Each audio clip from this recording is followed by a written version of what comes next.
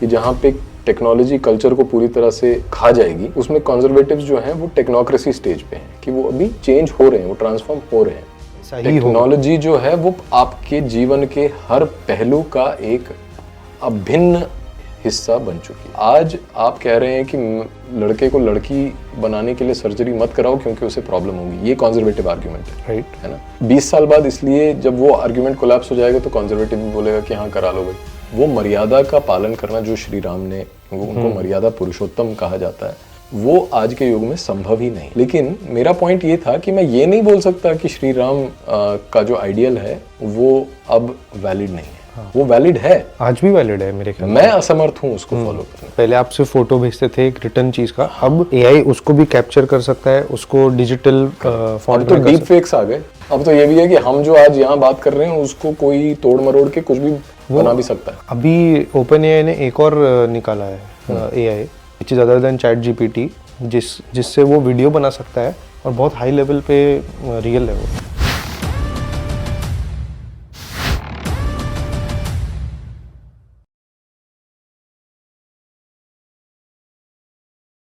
नमस्ते आशीष जी। नमस्ते सात्विक। आप मुझे अपने स्टूडियो में होस्ट कर रहे हैं एज़ यूजुअल। जो मैं दिल्ली में देख रहा हूँ कि मैं सबके घरों पे जा रहा हूँ या उनके ऑफिसेज में शूट कर रहे हैं, बट आज मैं आपको होस्ट कर रहा हूँ अपने चैनल पे। अपवर्ड से मेरा पहले परिचय हुआ था 2018 में, जब मैं दिल्ली में एक पॉलिसी बूट कैंप सोनीपत में एक कैंप था, उधर गया था। राष्ट्रम अभी नाम हो गया, पर वो विजन इंडिया फाउंडेशन था तभी। तो उनके पॉलिसी बूट कैंप में जयसाई दीपक जी आए थे and he really promoted upward and तब से मैं आपको फॉलो कर रहा था। और फिर मैं देखता था कि बहुत ज़्यादा इंटेलेक्चुअल डिस्कोर्सेज होती थी, बहुत सारे पर्सपेक्टिव खुले आपके ट्विटर और आपके यूट्यूब कंटेंट से। एंड देन आई थिंक जब ये सीए हुआ और तब आई थिंक इंडिक विंग या इंडियन राइट विंग, जिनको ये डिस्कोर्स में बहुत ज़्यादा इसको कैसे डिफेंड करे उसकी कमी लग रही थी।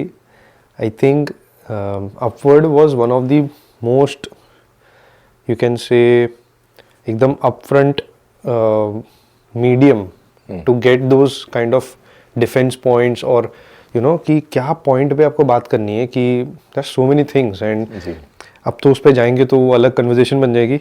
बट येस, मेरा एक इम्पैक्ट जो मेरे पे जो एक इम्पैक्ट रहा है अपवर्ड का, वो मैं शेयर कर रहा था जी।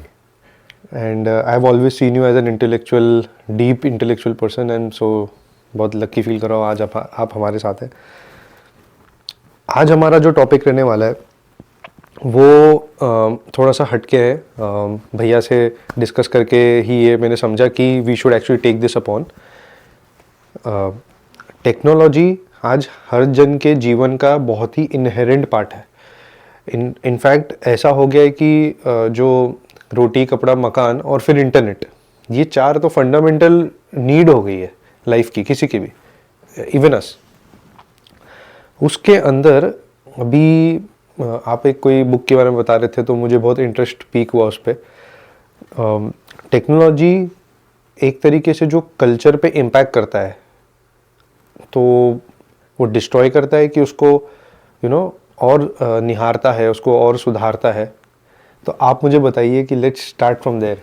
हाँ श्योर। क्यों आज ऐसा हुआ कि संयोग से आज हमारा एक एपिसोड रिकॉर्ड हो रहा था आपके आने से पहले, बुक मार्क का, जिसमें हम बुक रिव्यूज़ करते हैं। तो इसमें हमने एक सीरीज़ ऑफ बुक्स की, हम अपवर्ड में काफ़ी पहले से ये सीरीज़ था जिसमें आदर्श, हमारा जो मेरा कोलीग है, वो एक मोनोलॉग प्रस्तुत करता था और वो किसी बुक के बारे में बात करता था।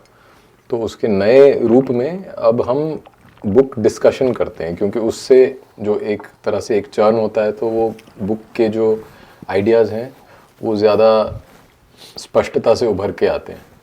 तो अब हमने वो शुरू किया है। तो उसमें हमने अभी फिलहाल में meritocracy, genetics, what it means to be Indian, एक एस.एन. बालगंगाधर की पुस्तक है, उसके बारे में बात की उससे पहले। तो इस सीरीज़ में आज हमने संयोग से टेक्नोलॉजी के ऊपर एक बहुत ही अच्छी पुस्तक है जिसका नाम है टेक्नोपोली, जिसके लेखक हैं नील पोस्टमैन। तो ये पुस्तक जो है गल्फ वॉर के कुछ वर्ष बाद ही लिखी गई थी। आप ईयर बता सकते हैं? ईयर एग्जैक्टली मुझे याद नहीं, मुझे लगता है कि 92-93 होगा, उसी के आसपास। तो गल्फ वॉर के बाद जो 90 में गल्फ वॉर हुआ था, जो गल्फ वॉर 1 जो पहला टेलीवाइज्ड वॉर था। ओके। हाँ, क्योंकि उससे पहले तो कहीं पे युद्ध हो रहा है तो हमें तो सिर्फ या तो समाचार पत्र के द्वारा पता चलेगा या रेडियो पे सुनेंगे कि ऐसा हुआ न्यूज़ के। और उसके बाद टीवी भी जब आया तो टीवी में जो न्यूज़ आती है वो बताएगा कि एंकर बताएगा कि अच्छा वहाँ पे वॉर चल रहा है। लेकिन ये पहली बार था कि वॉर के सीन लाइव आप अपने केबल टीवी पे डायरेक्टली देख रहे हैं कि क्या चल रहा है वहाँ पे। तो उस मेटाफर को उन्होंने यूज़ करके इसके ऊपर एक पूरी पुस्तक लिख दी कि टेक्नोलॉजी कैसे हर चीज़ को कमोडिटाइज करती है और उसका हमारे जीवन पे क्या प्रभाव पड़ता है, कितना गहरा प्रभाव पड़ता है। और इनफैक्ट जो आज हम जो जीवन जी रहे हैं वो एक तरह से पूरी तरह टेक्नोलॉजी ही है। ओके। क्योंकि वो जिस तरह हमारे हिंदू धर्म में 4 युग बताए गए हैं, उन्होंने अपने इस नैरेटिव में तीन युगों की बात की है टेक्नोलॉजी के रिस्पेक्ट में। तो पहला वो कहते हैं कि टूल मेकिंग कल्चर है, जहाँ पे एक जो समाज है वो टूल्स को औजार की तरह ही यूज़ करता है। जहाँ पे कोई उनकी जो इमीडिएट नीड है, जो बहुत ही कोई प्रॉब्लम है, उसको कोई समस्या है, उसको सॉल्व करना है, तो उसके लिए टूल्स का आविष्कार होता है और जो वो यूज़ किए जाते हैं। तो उसमें जो रिलेशन है टूल और मास्टर की, उसमें हम मास्टर हैं और टूल हमारा नौकर है। हाँ जी। फिर उसके बाद जो नेक्स्ट ट्रांजिशन होता है उसको टेक्नोक्रेसी बोलते हैं, जहाँ पे जो टूल्स हैं वो और इम्पॉर्टेंट हो जाते हैं और टूल्स एक तरह से हमारे और उनके बीच में जो वर्चस्व का जो ये युद्ध है वो ज़्यादा बड़ा हो जाता है, ज़्यादा घमासान हो जाता है कि वहाँ पे टूल्स ट्राई टू डोमिनेट अस और एक परस्पर एक मतलब एक तरह का विवाद पैदा हो जाता है कि विच शुड डोमिनेट, कल्चर या टूल्स। और फिर फाइनली वो ट्रांजिशन होता है इनटू टेक्नोपोली, जहाँ पे सब कुछ ही टेक्नोलॉजी डिटर्मिन करती है और कल्चर जो है उसको एक तरह से खा जाती है टेक्नोलॉजी, कि कल्चर रहता ही नहीं और टेक्नोलॉजी। तो संस्कृति का जो पूरी तरह से एक समर्पण, आत्मसमर्पण कर देती है टुवर्ड्स टेक्नोलॉजी, और वो युग आज का युग है टेक्नोपोली। ओके। तो आज हम टेक्नोपोली में आ चुके हैं, आप कह रहे हैं? हाँ, टेक्नोपोली हम जी रहे हैं। जी रहे हैं। हाँ, कहीं ऐसे विश्व में कहीं ऐसे छोटे छोटे पॉकेट्स होंगे जहाँ पे अभी भी टेक्नोपोली पूरी तरह एस्टैब्लिश नहीं हुई, बट लार्जली स्पीकिंग तो टेक्नोलॉजी एक तरीके से जो मैं समझ में आ रहा है, अब कोई भी टूल होता है, जैसे एक टाइम पे व्हील इन्वेंट हुआ था तो वो भी तो टेक्नोलॉजी ही थी। तो ऐसे तो हम हर बार कोई ना कोई चीज़, कोई ना कोई टेक्नोलॉजी से तो घिरे हुए ही थे हमेशा से। अब बस एक हो गया कि एक कनेक्टेड टेक्नोलॉजी है, इलेक्ट्रोनाइज्ड टेक्नोलॉजी है, ऑटोमेटेड एक टेक्नोलॉजी है। आप इसको ये कैटेगरी दे सकते हो जी, जो आई थिंक एवरीथिंग, हर चीज़ एकदम एक एक्सपोनेंशियल वे में ग्रो हो जाती है, या किधर से भी किधर कोई न्यूज़, इंफॉर्मेशन, नॉलेज आराम से शेयर होती है। That's the only difference between जो पहले की टेक्नोलॉजीज थी और अभी की टेक्नोलॉजी। बट टेक्नोलॉजी तो हमेशा आपके अराउंड रहती है, हमेशा थी। इसीलिए जो उन्होंने जो ये माइलस्टोन्स डिफाइन किए हैं इस प्रोग्रेस में, कि टूल मेकिंग कल्चर क्या होता है, उधर भी टेक्नोलॉजी होती है, लेकिन वो टेक्नोलॉजी वो होती है जो आपकी इमीडिएट नीड्स को एड्रेस करे। कि आपको अगर आपको नलका, मतलब पानी चाहिए तो नलका आपने बना दिया ताकि आपको पानी ज़्यादा इजीली मिल जाए। आप कुछ मेजर कर रहे हैं तो आपने रूलर या स्केल बना दिया है ना। कंस्ट्रक्शन में, आर्किटेक्चर में जो आपकी प्रॉब्लम्स हैं उनको डायरेक्टली रिजॉल्व करते हैं, और वो आप उनके जो डूज एंड डोंट्स हैं कि आप क्या टेक्नोलॉजी, किस तरह की टेक्नोलॉजी यूज़ कर सकते हो, वो कल्चर यानी आपकी संस्कृति डिफाइन करती है कि आप क्या चॉइसेस करो। जैसे ये पूछा जाता है ना कि इंडस्ट्रियल रेवोल्यूशन जो है वो इंग्लैंड में ही क्यों हुआ, जबकि चाइना जो है, इसको नीडम क्वेश्चन बोलते हैं। जो जोसेफ नीडम थे वो बहुत ही मतलब सबसे प्रचलित साइनोलॉजिस्ट हैं, यानी चाइनीज सिविलाइजेशन पे उनका अध्ययन जो है मॉडर्न टाइम्स में सबसे ज़्यादा रेफ़र किया जाता है और सबसे रिस्पेक्टेड है। तो उन्होंने ये नीडम क्वेश्चन पूछा था कि ये इंडस्ट्रियल रेवोल्यूशन चाइना में क्यों नहीं हुई, इंग्लैंड में ही क्यों नहीं? क्योंकि चाइनीज सिविलाइजेशन की जो दृष्टि थी वो उस दिशा में उनको कभी पुश करके लेके नहीं गई। तो जो ये पूरा प्रोग्रेस है from tool making culture to technocracy to technopoly, ये एक तरह से वेस्ट की ही देन है, वेस्ट की उपज है, पाश्चात्य जगत की। क्योंकि उन्होंने जो चॉइसेस ली, वो मॉरल चॉइसेस जो थी, वो धीरे धीरे उन्होंने संस्कृति को समझौते में कम करते गए और टेक्नोलॉजी को अपने जीवन में ज़्यादा महत्व देते गए। तो वहाँ से हम आज उस पोजीशन में। तो लेकिन उसका जो ट्रेड ऑफ है कि जब उन्होंने टेक्नोलॉजी को इतना ऊंचा स्थान दिया अपने जीवन में, तो उससे ये हुआ कि वो बहुत पावरफुल बन गए, क्योंकि टेक्नोलॉजी इज पावर। लेकिन पावर को एक्वायर करने के लिए जो लॉस ऑफ कल्चर है और लॉस ऑफ मीनिंग है कि हमारे जीवन का अर्थ ही क्या है, वो खत्म हो गया। तो वो मॉडर्निटी वहां से उभर के आती है। मॉडर्निटी की जड़ वो है। क्योंकि जब मॉडर्निटी को कैसे डिफाइन करेंगे कि किसी को नहीं पता हम क्यों क्या कर रहे हैं। कल्चर एक बहुत ही इनसिग्निफिकेंट सी चीज रह गई है। सब कुछ ही होड़ है और एक तरह की स्पर्धा सब जगह पे फैल गई है, और हर पहलू में, जीवन के हर पहलू में एक ही तरीके से आप उसी कंपटीशन और उसी मेरिटोक्रेटिक सिस्टम को इम्प्लीमेंट करते हैं। सो लेट्स नाउ अंडरस्टैंड कि जैसे आपने कहा कल्चर का प्रॉब्लम अभी है, जैसे ऑब्वियसली हम समझते हैं कि यूएस जो एक 500 साल रफली समझे कि 500 साल पुरानी कंट्री है जी, तो उसमें ये ज़रूर एक प्रॉब्लम आती है कि उनकी एक्चुअली एक इनहेरेंट कल्चर नहीं जिस पे वो ड्रॉ बैक कर सके। अब उधर सबसे ज़्यादा जो एक आजकल जो कल्चर सबसे ज़्यादा एक्सपोर्ट हो रहा है वो है वोक कल्चर का। करेक्ट।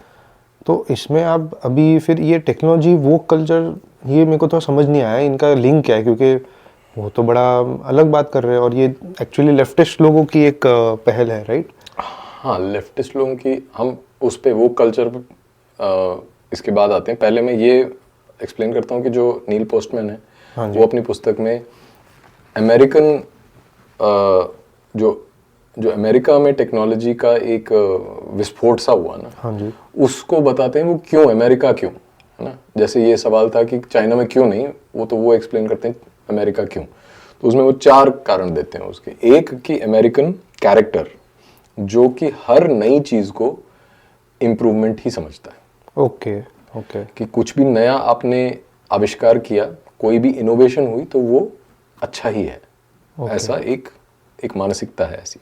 दूसरा कि जो अमेरिकन कैपिटलिस्ट मॉडल है, उसका जीनियस और उसकी ऑडेसिटी, यानी कि वो कहीं पे भी रुकने वाला नहीं और बहुत डेयरिंग है, बहुत ही एक तरह से एक वीर भाव है उसमें, कि कोई भी चुनौती है उसको बहुत डट के उसका सामना करते हैं अपने कैपिटलिस्ट गोल्स को या पूंजीवाद को बढ़ावा देने के लिए।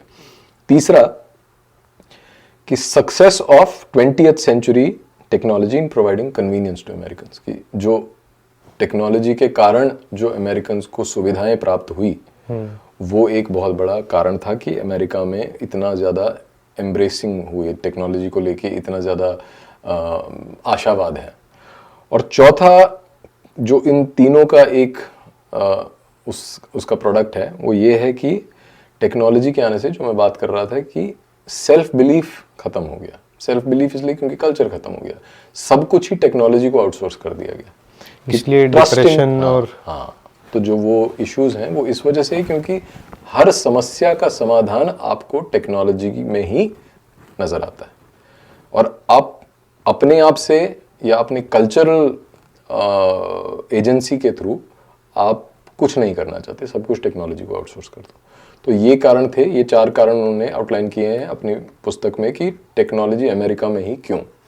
अब वोक कल्चर भी अमेरिका का ही एक्सपोर्ट है, क्योंकि सब कुछ ही अमेरिका की हेजमनी है अभी, जो ग्लोबलिस्ट वर्ल्ड है, हाँ, विश्व में। तो वो सबसे पावरफुल मतलब विश्व में सबसे पावरफुल देश तो वही है। तो इस कारण से अमेरिका से ही सारी चीज़ें एक्सपोर्ट होती है। अब उसमें लेफ्ट का क्या रोल है और राइट का क्या रोल है, ये इसमें मेरा थोड़ा मत अलग है जो एक मेन स्ट्रीम से, क्योंकि मुझे लगता है कि जो लेफ्ट और राइट हैं वो एक ही सिक्के के 2 पहलू हैं। ओके। और मैं वो इसलिए नहीं कहता कि वो फील गुड करने के लिए, अपने आप को सुपीरियर बताने के लिए कि मैं ना लेफ्ट हूँ मैं ना राइट हूँ। मैं ये इसलिए बताना चाह रहा हूँ कि जो लेफ्ट है, अगर एक ट्रैजेक्टरी है, अगर आप उसको ग्राफिकली देखो कि समाज की जो एक दिशा है जिस तरह से वो जा रहे हैं, तो एक ग्राफ बनता है। तो जो लेफ्ट है वो हमेशा, जिसको अंग्रेजी में अहेड ऑफ द कर्व कहें, कि वो उस जो समाज जिस दिशा में जा रहा है उससे वो कहीं आगे हैं, वो उसको पुश कर रहे हैं उस दिशा में। और जो राइट है वो बिहाइंड द कर्व है। जो कर्व की अपनी जो ट्रैजेक्टरी है वो वही है, और the right always plays catch up to the left, कि जो आज लेफ्ट कह रहा है 20 साल बाद वही राइट बोलेगा। तो ये इस पे आते हैं कि 20 साल बाद वो कहेगा, पर ये हमेशा कैचअप क्यों होता है? क्यों राइट विंग कंजर्वेटिव्स होते हैं हमेशा? क्योंकि अगर यूके के राइट विंग होंगे तो अपने वो कंजर्वेटिव्स नाम से जानते हैं, जो यूएस के होंगे वो कैपिटलिस्ट बोलते हैं अपने आप को। हाँ।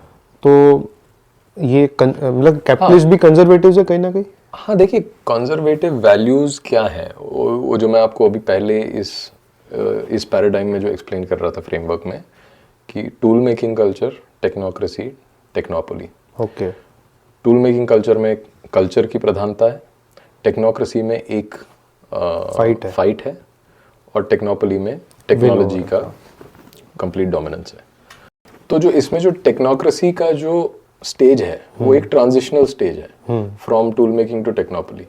तो कंजर्वेटिव्स जो है ना, वो भी इसी दुविधा में, इसी संघर्ष में लगे रहते हैं कि ये जो ट्रांसफॉर्मेशन हो रहा है, कि जहाँ पे टेक्नोलॉजी कल्चर को पूरी तरह से खा जाएगी, उसमें कंजर्वेटिव्स जो हैं वो टेक्नोक्रेसी स्टेज पे हैं, कि वो अभी चेंज हो रहे हैं, वो ट्रांसफॉर्म हो रहे हैं। जबकि लेफ्ट है जो उसको पूरी तरह से एक्सेप्ट कर लेता है। अब जैसे हम क्यों कर लेते हैं, इनकी क्या कैरेक्टरिस्टिक्स क्या है? हाँ, उसमें ये होता है कि देखिए, जब शुरू में जब इंडस्ट्रियल रेवोल्यूशन और रेनेसांस, ये जो पीरियड था यूरोप में, उस समय ये था कि जो वहाँ के लीडिंग थिंकर्स थे वो इतना प्रभावित हो रहे थे, ये जो नई टेक्नोलॉजी एक्सपोनेंशियल ग्रोथ हो रही थी और साइंस के ब्रेक थ्रू से जो एक नई दृष्टि मिली उनको दुनिया को देखने की, और एक नया वर्ल्ड व्यू इमर्ज हो रहा था, जिसको साइंटिफिक वर्ल्ड व्यू कहेंगे ना, कि totally dominated by science, scientific paradigm है ना। इसको जब लोग देख रहे थे, और इससे जो उनको सुविधाएं प्राप्त हो रही थी, और जिस तरह का पावर इनको मिल रहा था लोगों को और समाज को, उससे कोई भी प्रभावित हो जाएगा, है ना। तो वो लोग कोशिश कर रहे थे कि इस ये जो नया व्यू है, इसको हम कैसे एसिमिलेट करें, इसको हम कैसे इंटरनलाइज करें, और अपने कल्चर को ही उससे बेनिफिट हो। जैसे कि एक उसका जो उदाहरण है वो ये है कि जब एग्जैक्ट साइंस की बात आई, तो उन्होंने कहा कि हम ये कोशिश करेंगे पता करने की कि क्रिएशन, यानी कि दुनिया बनी कब, एग्जैक्ट डेट्स। तो बिग बैंग तब तो था नहीं, बिग बैंग थियरी तो बाद में आई ना। हाँ, भी आई। हाँ, तो तब तक तो था नहीं। तो उन्होंने ये कोशिश की तथ्य जानने के बाद और तथ्यों का वो संज्ञान लेने के बाद कि 4004 BC या ऐसा कुछ डेट उन्होंने निकाला कि जब दुनिया बनी थी, जब ये पूरा ब्रह्मांड बना था। तो कहीं ना कहीं बिब्लिकल। हाँ, तो ये तो कल्चर ही हो गया। ये कल्चर हुआ ना, वही मैं कह रहा हूँ। हाँ। इस एज में जो लीडिंग थिंकर्स थे वो साइंस के टूल को यूज करके अपने कल्चर को जस्टिफाई अभी तक वो टूल मेकिंग पे थे। हाँ, नहीं, वो तब टेक्नोक्रेसी पे थे। अच्छा। वही मैं कह रहा हूँ, जहाँ तक उन्होंने अडॉप्ट कर लिया इसको कि हाँ, ये जो चीज़ है ये बहुत अच्छा है, और इससे हम अपने ही जो आंसर्स है, हाँ, अपने ही जो बिलीफ सिस्टम्स हैं उनको हम और स्ट्रांग करेंगे, सशक्त करेंगे। बाद में ये हुआ कि फिर तो गाड़ी निकल गई ना हाथ से। उसके बाद स्टेशन से जब गाड़ी निकल गई, तो उसके बाद वो सब कुछ स्मैश हो गया। The old paradigm got completely destroyed. पर उनका तो यही जो आप कह रहे हैं 4000 साल और फ्लैट अर्थ, तो ये तो फिर धीरे धीरे साइंस जो एक्चुअल ट्रूथ है, वही मैं कह रहा हूँ, वो साइंटिफिक ट्रूथ जो है, हाँ। Scientific truth emerged in the coming centuries. पर ये जो इनिशियल थिंकर्स थे, सारे के सारे बहुत ही रिलीजियस और डिवाउट क्रिश्चियंस थे। से न्यूटन हो गया, ये गैल्टन है, इस सब के सब, या गलीलियो है, कॉपरनिकस है, इनमें से कोई ऐसा नहीं था जो कहता था कि क्रिश्चियन गॉड इज नथिंग, ऐसा कुछ नहीं था। वो यही कोशिश कर रहे थे कि किस तरह से इन दोनों के बीच का जो तनाव है उसको कैसे रिकंसाइल किया जाए, संगम। तो वो जब एक बार उन्होंने कर दिया, लेकिन उसके 150 साल बाद उनको नहीं पता था कि वो कहाँ जा रहा है। उसके बाद वो बिल्कुल दूसरी दिशा में चला गया और जो क्रिश्चियन वर्ल्ड व्यू है वो कंप्लीटली शैटर हो गया, खत्म हो गया, है ना वो। और नया जो एक एथिस्टिक करंट जो यूरोप में आज हम पूरे उसमें अपने प्रभाव में यूरोप या वेस्ट, हाँ यूरोप में तो ज्यादा है, तो उधर उसका आज परिणाम वो है। So this is where the left has risen. तो यही है कि यही चीज़ है कि आप जो कंजर्वेटिव्स हैं वो एक तरह से वही थिंकर्स हैं जो ये सोचते हैं कि हाँ जो हमारी जो परंपरा है और जो हमारी संस्कृति है उससे उनको कुछ बेनिफिट्स मिलते हैं ना अपने जीवन में। इंस्टीट्यूशन ऑफ फैमिली जैसे, तो परिवार से हमें जो सुविधाएं प्राप्त होती हैं और जिस तरह की हमें सुरक्षा मिलती है वो तो हमारे लिए बहुत महत्वपूर्ण है, उसका हमारे जीवन में हाई वैल्यू है। उसको बचाने के लिए पर दूसरी ओर से जो फोर्सेस हैं टेक्नोलॉजिकल या मॉडर्निटी के फोर्सेस वो भी हमें बहुत सारी सुविधाएं दे रहे हैं। अब हम जो कंजर्वेटिव है वो इसको इसके साथ इसका संगम करना चाहता है और जो लेफ्ट है वो सब छोड़ के आगे भाग उसको वो ये सब जो उसके लिए ये नहीं है, मैटर नहीं करता। उसके कई कारण हो सकते हैं लेकिन वो उसके लिए परिवार और ये ट्रेडिशनल इंस्टीट्यूशन सारे व्यर्थ हैं, बेकार हैं। तो वो पूरी तरह से एम्ब्रेस करता है। लेकिन जब एक कंजर्वेटिव कल्चर को टेक्नोलॉजी के साथ मर्ज करता है और नए वैल्यूज को ओल्ड वैल्यूज के साथ उसका रिकंसिलिएशन करना चाहता है तो उसे ये नहीं पता होता कि 10 साल बाद इसका परिणाम क्या होगा, और वो परिणाम वही होता है जो लेफ्ट के साथ ऑलरेडी हो चुका होता है। पर अभी जैसे let's say on the family वाला चीज़, तो ठीक है कुछ उसके प्रोज होते हैं फैमिली की कि इंडिपेंडेंस मिलती है, बहुत कुछ अपने हिसाब से करने मिलता है, पर उसके प्रो जो कॉन्स है या नेगेटिव्स है वो इतने बुरे होते हैं कि जो एक संस्कार देने होते हैं आगे वाले जनरेशन को, या कितने लोग तो जनरेशन ही नहीं करना चाहते आगे।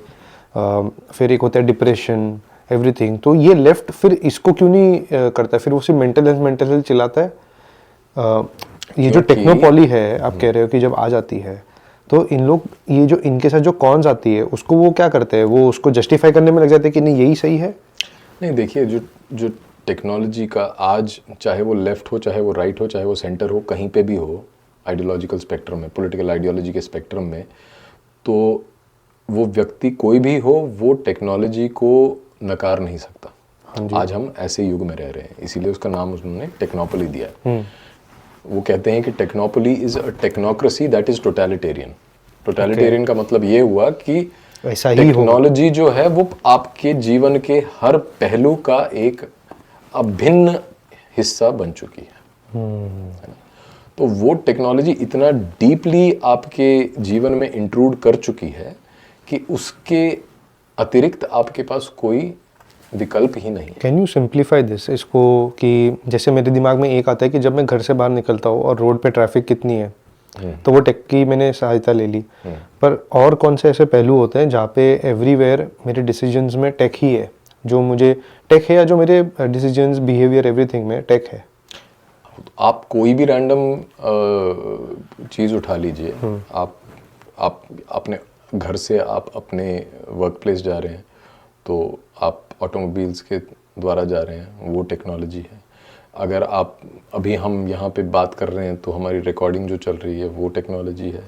हमने इससे पहले कोऑर्डिनेट किया, आप कहाँ थे मैं कहाँ था, वो टेक्नोलॉजी है।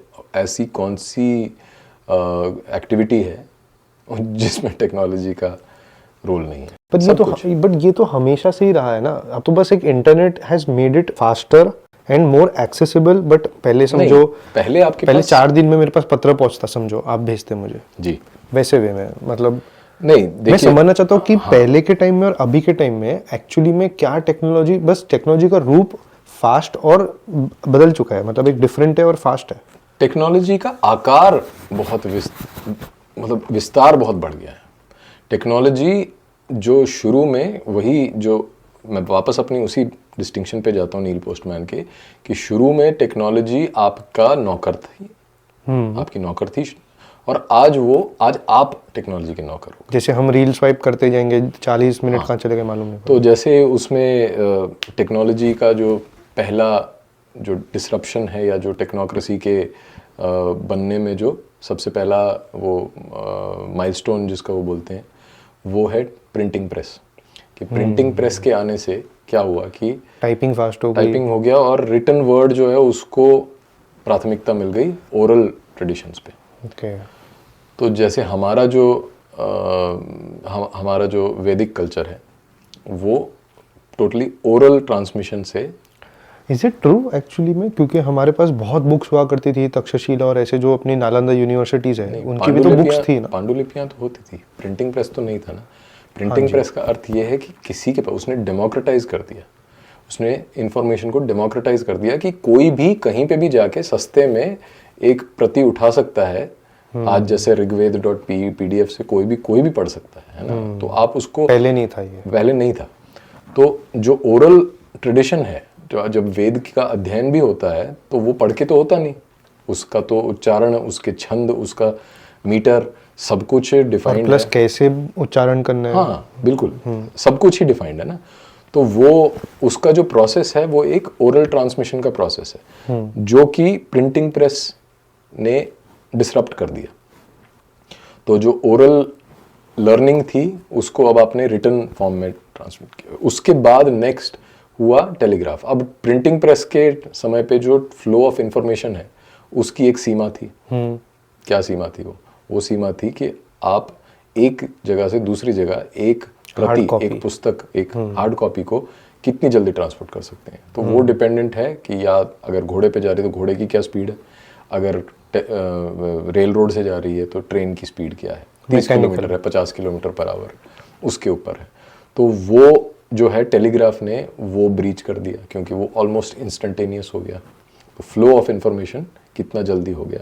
उसके बाद फोटोग्राफी आई। फोटोग्राफी ने रिटन वर्ड की जगह इमेजेस उसको रिप्लेस कर दिया कि अब आप ब्रॉडकास्ट, मतलब अब आप कोई इवेंट को लिखने की जगह अब आप उसके डायरेक्टली कैप्चर कर सकते हैं।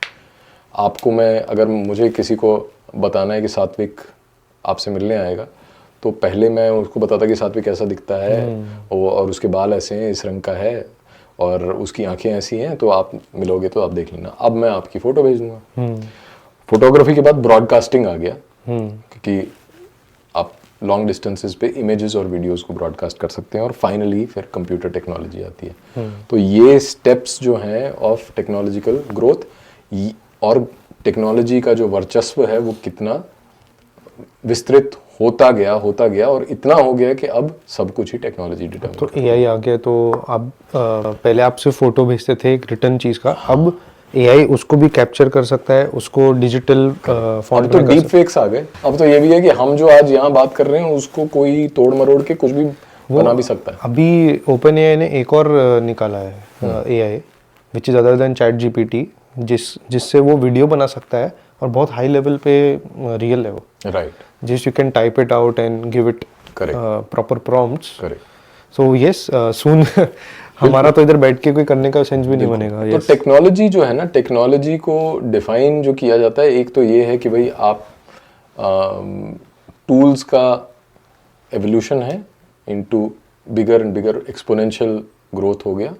और दूसरा उसका जो एक इम्पॉर्टेंट एस्पेक्ट है वो है कि controlling the flow of information. Okay, so do you have more to say about this? हाँ, तो मैं I'll quickly wrap that up कि फ्लो ऑफ इंफॉर्मेशन जो है उसको आप किस तरह नियंत्रित करते हैं, तो वो डेटा को कैसे कंट्रोल करते हैं वो टेक्नोलॉजी डिटरमिन करती है। और पहले से आज जो अंतर है हमारे जीवन में, और विशेषतः इस युग में जिसको हम इंफॉर्मेशन एज बोलते हैं, वो ये है कि एक्सेसिबिलिटी ऑफ इंफॉर्मेशन बहुत ज़्यादा बढ़ गया है। पहले इंफॉर्मेशन आपके पास लिमिटेड होती थी, अब इंफॉर्मेशन आपके पास इतनी है कि आपको ये नहीं पता कि ऑथेंटिक क्या है और नॉइज़ क्या है। तो जो डिल्यूज है, जो इसको इंफॉर्मेशन ग्लट जिसे कहेंगे, कि आप पैरालाइज हो गए हो इंफॉर्मेशन के ओवरफ्लो से। ओके। और जो इसका सबसे विचित्र पैराडॉक्स है वो ये है कि हर समस्या का समाधान आपको बताया जाएगा कि और इंफॉर्मेशन। तो ये भी एक टेक्नोपोली का एक पहलू है। क्योंकि अगर आप देखेंगे तो हम before the recording of this video हम भी जो ऐसे कन्वर्सेशन करे थे वो इतने ब्रांचेस और एस्पेक्ट्स में चले गए, बिकॉज एक पर्सपेक्टिव के पीछे कोई दूसरा पर्सपेक्टिव है तो और इन्फॉर्मेशन। बट ये अभी मेरे दो चीज़ आ जाती है इसके अंदर। पहले तो इंडियन कल्चर, और कल्चर से लेना देना मतलब हमारे गुरुकुल सिस्टम, या उसके भी पहले जाए तो महर्षिज, ऋषिज जो साइंटिस्ट भी थे, रिसर्चर्स भी थे, मतलब ऋषि तो एक ब्रॉड टर्म हो जाता है उसके लिए। देखिए जैसे जिस शब्दावली का आप प्रयोग कर रहे हैं ना, कि वो भी ये रिफ्लेक्ट करता है कि ये जो बायसेस हैं लैंग्वेज के, वो टेक्नोपोलिस वाले बायस हैं। क्योंकि प्रायः ये कहा जाता है कि ऋषि साइंटिस्ट थे, बट साइंटिस्ट क्या होता है? ऋषि साइंटिस्ट कैसे थे? साइंटिस्ट तो एक बहुत ही आधुनिक शब्द है। और तो आधुनिक के हम लोग अगर आज सिंप्लीफाई करेंगे किसी को तो अभी जैसे मेरे को संस्कृत सीखनी है तो मुझे तो हिंदी में ही सीखनी पड़ेगी। नहीं वो ठीक है, लेकिन मैं ये कह रहा हूँ कि ऋषि का जो ऋषि होने की जो वास्तविकता है वो साइंटिफिक से उसका कोई लेना देना नहीं है। साइंटिफिक का तो मतलब है कि science is short form for the scientific method.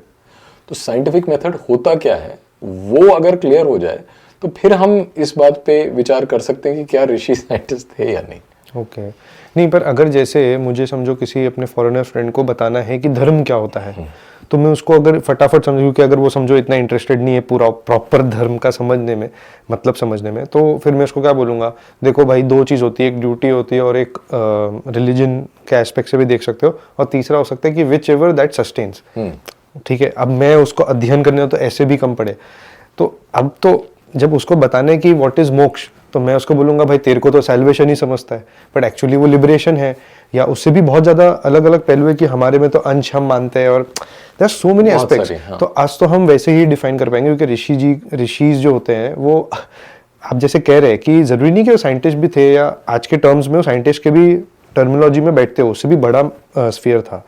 तो बस मैं तो उसी लिमिटेशन से नहीं, लिमिटेशन में एक क्रिटिकल एरर ये है कि जो साइंटिस्ट है उसकी परिभाषा क्या है, क्योंकि हम इस युग में रह रहे हैं जहाँ पे साइंस को एक्चुअली उनका कुछ 8वां या 9वां चैप्टर इस पुस्तक का साइंटिज्म पे है, जिसको साइंटिज्म बोला जाता है। तो वो ये कहते हैं कि जो साइंस है वो तो साइंटिफिक मेथड है कि आपने अपने पर्सनल बायस, अपनी जो आप स्टडी कर रहे हो या जो ऑब्जर्व कर रहे हो उससे आप बायस को हटा दोगे, उसके एक कुछ मापदंड है, कुछ तरीका है वो करो, इट्स अ प्रोसेस जिससे आप अपने पर्सनल बायसेस हटा सकते हो, और वो साइंटिफिक मेथड है। वो साइंटिफिक मेथड केवल हार्ड साइंस और जो नेचुरल साइंस है या जो एक्सटर्नल वर्ल्ड है उस पे अप्लाई करता है कि पानी उधर से इधर बह रहा है, ये क्यों बह रहा है, इसको मैं एक्सपेरिमेंटली देखूं कि ग्रेविटी क्या होती है, उसके क्या कॉन्सेप्ट्स हैं, फ्लूइड मैकेनिक्स के क्या कॉन्सेप्ट्स हैं, उससे मैं ये डिटरमिन कर सकता हूँ पानी यहाँ क्यों बह रहा है। अब आप मुझे देख के गुस्सा हो रहे हो तो यहाँ पे मैं साइंटिफिक मेथड नहीं अप्लाई कर सकता ना, उसके क्योंकि बहुत सारे हिडन फैक्टर्स हैं उसमें, मेरा भी है, आपका भी है, वातावरण भी है, सब कुछ है। तो इसलिए साइंस हर चीज में इन्वोक करना वो एक आधुनिक ऑब्सेशन है। तो अगर let's try to break down the word scientist, अगर एक सिंप्लीफाई करे उस चीज को, तो anyone who tries to find logic behind something, या ये क्यों होता है, और anyone who does science is a scientist, and he but science क्या होता है? साइंस होता है the scientific method. The scientific method is a method which is practised in laboratories, जो फिजिकल या पर ये तो बहुत ज्यादा रिजिड हो गया, मेरे को तो ऐसा लग रहा है। यही है साइंस, ये रिजिड नहीं है, यही उसकी बाउंड्रीज है। क्योंकि यदि जैसे समाज शास्त्र, इसका साइंस क्या है इसके जिसको समाज शास्त्र बोलते हैं, सोशल साइंस, वो इसलिए फेल करता है, हाँ वो इसीलिए फेल करता है क्योंकि उसको आपने साइंस की उपाधि दे दी, और वो साइंस है नहीं। ऐसा नहीं है कि समाज शास्त्र की कोई जगह नहीं है, बट साइंस के बहुत ज्यादा इंस्पिरेशंस जो होती है वो कहीं ना कहीं फिलोसफीज और कितने वो अलग इशू है। Philosophy of science, philosophy of science is a different matter, but science क्या है उसमें कोई दो राय नहीं है, वो तो स्पष्ट है साइंस क्या है। तो जो लैब में होती है वही है? नहीं, सिर्फ लैब में नहीं, लेबोरेटरी मेथड्स में, लेबोरेटरी में सबसे ज्यादा रिगरस साइंस होता है। फील्ड में भी साइंस, फील्ड वर्क में भी साइंस होता है कि आप जब जंगल में जाके जब बायोलॉजिस्ट स्पीशीज को नेम करता है, आइडेंटिफाई करता है, ऑब्जर्व करता है, तो वो भी साइंस है। लेकिन वो सब कुछ जो हो रहा है वो फिजिकल वर्ल्ड में, एक्सटर्नल वर्ल्ड में हो रहा है, और उसको आप नोट बना के, उसके ऑब्जर्वेशंस बना के एक तरीका है वो करने का, जिसमें आप अपने बायसेस अलग कर रहे हो कुछ। और सबसे बड़ी चीज साइंस में जो है वो है फॉल्सिफाइबिलिटी। हाँ, कि आपकी जो थ्योरी है, जिसको साइंटिफिक थ्योरी बोला जाए, वो साइंटिफिक थ्योरी साइंटिफिक तब है जब उसको झूठ करार कराने का तरीका हो अवेलेबल। ओके। कि आज मैंने बोला कि ये हाइड्रोजन और ऑक्सीजन से पानी बनता है, तो मैंने वो करके दिखा दिया कि वो इलेक्ट्रोलिसिस से हाइड्रोजन और ऑक्सीजन अलग कर दिया, तो मैंने डेमोन्स्ट्रेट कर दिया उसको। अब इसको झूठा करार करने का तरीका है, थियोरेटिकली स्पीकिंग, है ना, कि मुझे ये दिखाना है कि उसमें ऑक्सीजन के अलावा कार्बन भी है, तो झूठा होगी थ्योरी, है ना। तो साइंस वो है जो झुटलाया जा सके। Falsifiability is a necessary condition for science, okay. जो कि समाजशास्त्र में नहीं है। अब अगर मैं आपको बोलूं कि आप पॉडकास्ट इसलिए कर रहे हैं क्योंकि आपको बचपन में किसी टीचर ने थप्पड़ मार दिया, ओके। है, मैंने आपको कुछ इसके लंबा सा एक एक्सप्लेनेशन दे दिया और बोल दिया, अब आप मुझे प्रूव करके दिखा दो कि ऐसा नहीं है। आप ऑल्टरनेटिव एक्सप्लेनेशन ही दे सकते हो ना, कि नहीं मैं भारतीय संस्कृति के, मैं बोलूँ नहीं नहीं, ये इसीलिए है क्योंकि वो एक ट्रिगर पॉइंट, हाँ, ट्रिगर पॉइंट था। तो इसको आप झुटला नहीं सकते। अब मेरा क्लेम है, आपका क्लेम है, तो ये तो सब्जेक्टिव हो गया। सब्जेक्टिव ही है ना, इसीलिए समाजशास्त्र साइंटिफिक नहीं हो सकता, क्योंकि फॉल्सिफाइबिलिटी नहीं है। समाजशास्त्र mean social science. Social science, okay. But अब मेरा जो दूसरा आ जाता है, जैसे आपने कहा था नॉलेज सिस्टम्स एंड जो इन लोग के पुराने टाइम पे था, जब वो टेक्नोक्रेसी लेवल पे थे, रेनेसॉ के टाइम पे, पर अगर आप देखोगे तो इंडिया या भारत, जब वो हज़ारों साल पहले की बात करें तो हम देखते हैं कि हमारे यहाँ पे मेडिसिन भी काफ़ी एक लेवल तक एडवांस थी, हमारे यहाँ पे एस्ट्रोनॉमी बहुत अच्छी थी, एस्ट्रोलॉजी के अंदर आप देखोगे तो द लेवल ऑफ डेप्थ, मतलब कोई आज भी एक सबसे बेस्ट एस्ट्रोलॉजर भी हो, अगर फैक्ट के बेस पे अगर बेस्ट एस्ट्रोलॉजर भी हो, वो भी बोलेगा कि बहुत सारी चीज़ें अभी भी जो मुझे नहीं मालूम है। बिल्कुल। इनफैक्ट आयुर्वेदा भी वैसी है। तो आप अभी देखोगे तो टेक्नोलॉजी या नॉलेज वाइज, अभी दूसरा तरीका आप बोल सकते हो कि ऋषियों ने अपने अंदर झांका, या जो भी चीज़ थी, मैं मानूंगा कि अगर जैसे सुश्रुत जी जो थे, उन्होंने तो प्लास्टिक सर्जरी भी की, चाहे उनको तब भी रिडिकुलस है ना पड़ा, गुप्त साइंस करनी पड़ी इसके बारे में, बट वो भी तो एक एडवांसमेंट थी अपने लेवल पे जी। तो आप अभी उसको कैसे आप कहते हैं कि इंडिया तब तो एक तरीके से वो इतनी हाईली एडवांस थी, क्योंकि इनके पास तो टेलीस्कोप और ये वगैरह तो अब आए हैं कुछ सालों पहले, कुछ सेंचुरीज पहले, बट हम तो हजारों सालों से एस्ट्रोलॉजी और वो सब कर रहे हैं। अब उससे जब हम कंपेयर करते हैं कि हमारी आज तो सारी चीज़ें टेक्नोलॉजी बेस्ड हो गई और कल्चर जा चुका है, और अभी तब देखें तो एडवांसमेंट्स भी एक लेवल पे बहुत हाई थे, और उस टाइम पे तो कल्चर भी था जी। तो उसको हम कैसे कंपेयर करें? उसका मैंने जो पहले थोड़ा मेंशन किया था इस बात का, कि जो टेक्नोलॉजी है वो तो टूल मेकिंग है ना, और टूल मेकिंग तो मनुष्य की प्रकृति ही है कि हम औजार बनाते हैं और उनसे हम अपनी day to day life easy करते हैं और हमारी अपनी प्रॉब्लम सॉल्व करते हैं। जब हम किसी प्रकार की भी टेक्नोलॉजी हो उसका आविष्कार करते हैं या उसे हम यूज़ करते हैं, यदि वो संस्कृति के दायरे में है तो वो संस्कृति को प्रधानता दी जाती है और वो उसमें एब्जॉर्ब हो जाती है। तो इंडिया ने वो चीज़ सक्सेसफुली किया। यही हमारी संस्कृति की और हमारी सभ्यता की सबसे बड़ी अचीवमेंट है। और मेरा ये मानना है, जो मुझे अपनी अध्ययन में थोड़ा बहुत समझ आता है, वो ये है कि इसका कारण यही है कि जो मैं अभी बता रहा था कि टेक्नोलॉजी जो है वो फ्लो ऑफ इंफॉर्मेशन है। तो जो हमारे ऋषि मुनि थे उन्होंने जिस तरह के समाज की कल्पना की और जो समाज हमें वो विरासत में मिला, उस समाज में अधिकार भेद जो था वो बिल्कुल स्पष्ट था, और कौन सी इंफॉर्मेशन किसको दी जाए वो बिल्कुल क्लियर था। अच्छा, so you are saying technology and culture के इसमें बैलेंस बनाने के लिए आपको बाउंड्रीज एस्टैब्लिश करनी पड़ती हैं for you to prevent technopoly from emerging. And is technopoly a bad thing, मतलब Of even course if it it is. okay. Because if we go by the definition of technopoly as totalitarian technocracy, then I think there are no doubts about totalitarianism being a bad thing.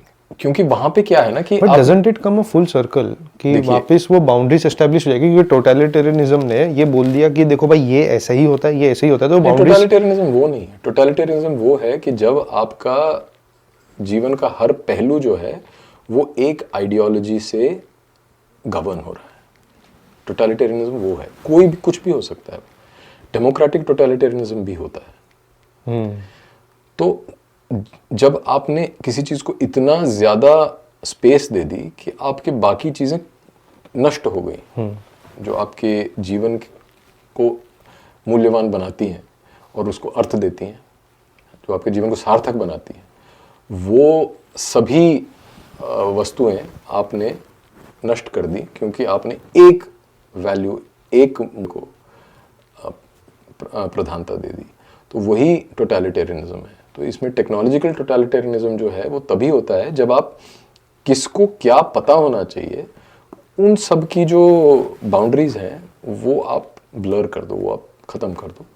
सब कुछ सबके पास होगा, ये आज का मूल सिद्धांत है। तो बेसिकली राइट विंग भी लेफ्ट विंग के साथ सेम पे आ गया, तो अब राइट और लेफ्ट का कोई कंसेप्ट ही नहीं रहा। राइट और राइट का ही लेफ्ट का ही जो आइडियोलॉजी अब वो सबके पास हो गया, तो वो टोटलिटेरियनिज्म हो गया। हाँ नहीं, लेफ्ट और राइट जो मैं कह रहा था कि लेफ्ट और राइट तो एक ही सिक्के के दो पहलू हैं। राइट थोड़ा स्लो है और लेफ्ट थोड़ा फास्ट है। आप ऐसा सोच लीजिए कि जो दो लोग हैं, हम दो हैं, आप लेफ्ट हो मैं राइट हूँ। आप कह रहे हो मुझे भी चेन्नई जाना है, मुझे भी चेन्नई जाना है। आप कह रहे हो मैं एरोप्लेन से जाऊँगा, मैं कह रहा हूँ मैं ट्रेन से आऊँगा। इतना ही अंतर है।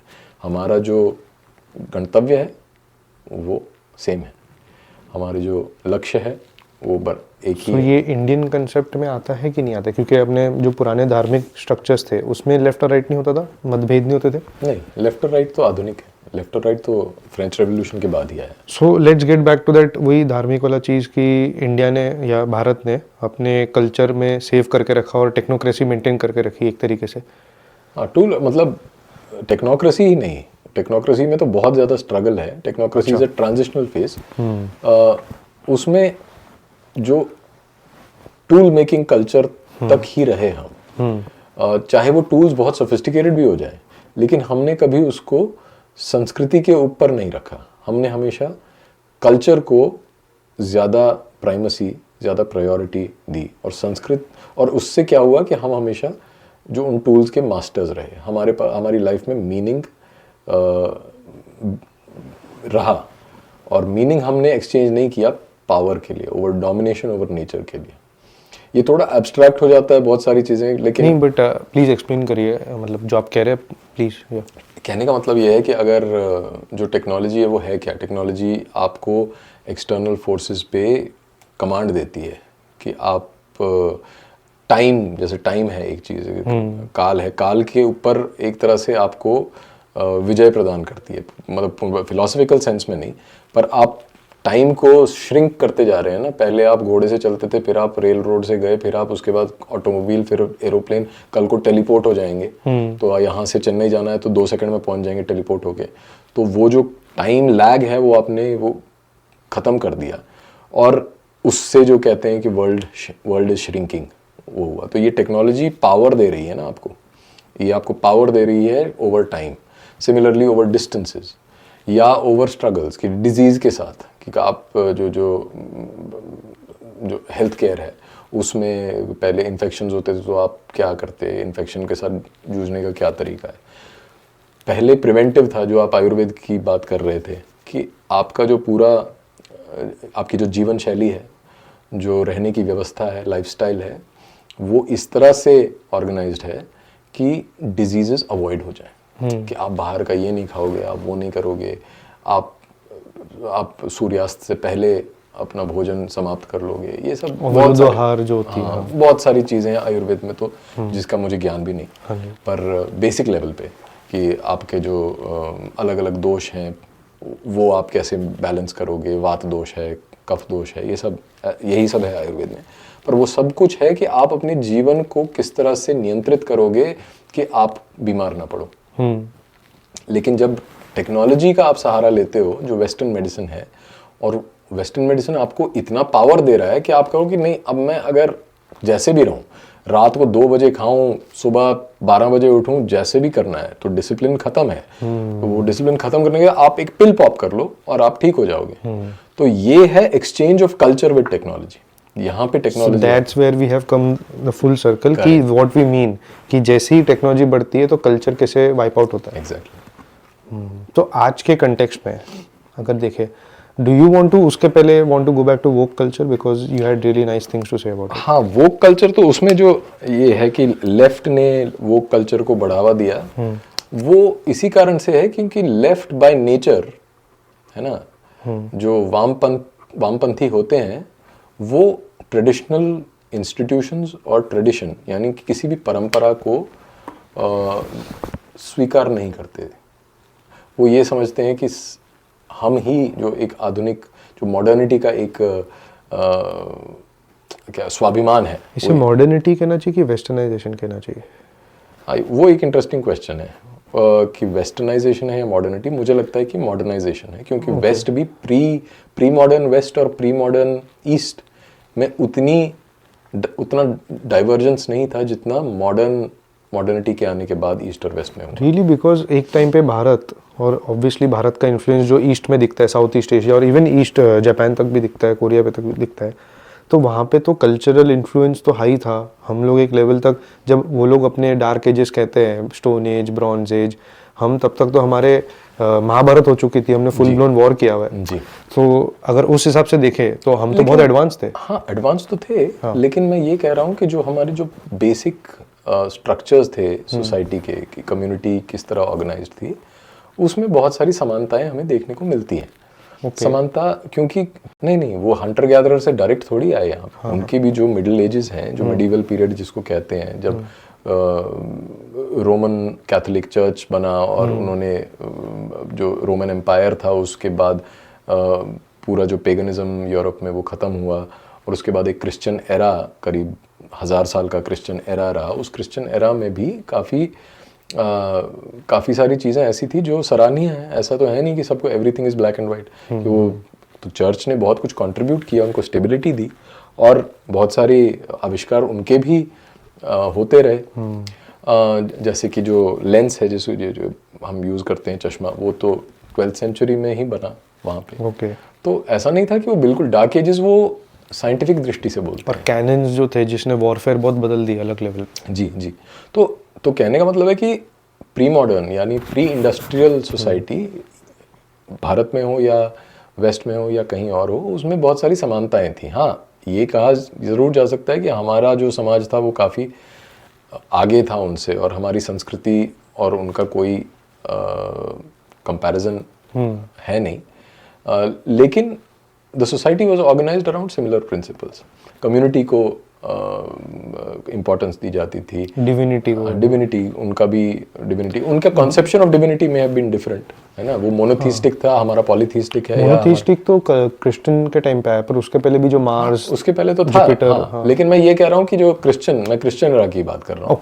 क्रिश्चियन एरा में उनका हो सकता है मोनोथीस्टिक था, हमारे कहीं देवी देवता, हम डीटीज को मानते हैं। वो डिफरेंसेस असाइड, बट रिलीजन की जगह और डिविनिटी की जगह आपके मन में वो बहुत ज़्यादा थी, और वो आपका कल्चर डिटर्मिन करती थी। रिलीजन बड़ा इंपॉर्टेंट फोर्स था, और रिलीजियस इंस्टीट्यूशंस, उनका चर्च था, भले ही हमारा डिसेंट्रलाइज था, तो उन तरीके से अलग था। लेकिन जो एक कॉमन थीम है कि religion will inform your life and culture will determine how you will live, और एक प्रेशर जो है कम्युनिटी का वो रहेगा, जो मॉडर्न टाइम्स में बिल्कुल ख़त्म हो गया, कम्युनिटी ही डिस्ट्रॉय हो गई। वो सब एक कॉमन थीम है between the east and the west. तो जो वोक एजेंडा लेफ्ट का है, coming back to the main point, जो वोक एजेंडा लेफ्ट का है वो इसलिए है क्योंकि वो नॉवेल्टी और जो नया आगे जो आपका भविष्य आ रहा है उसमें जो उनको दिखाई देता है, वो उसको पूरे उत्साह के साथ उसको अपना लेते हैं। जब What do you mean by that?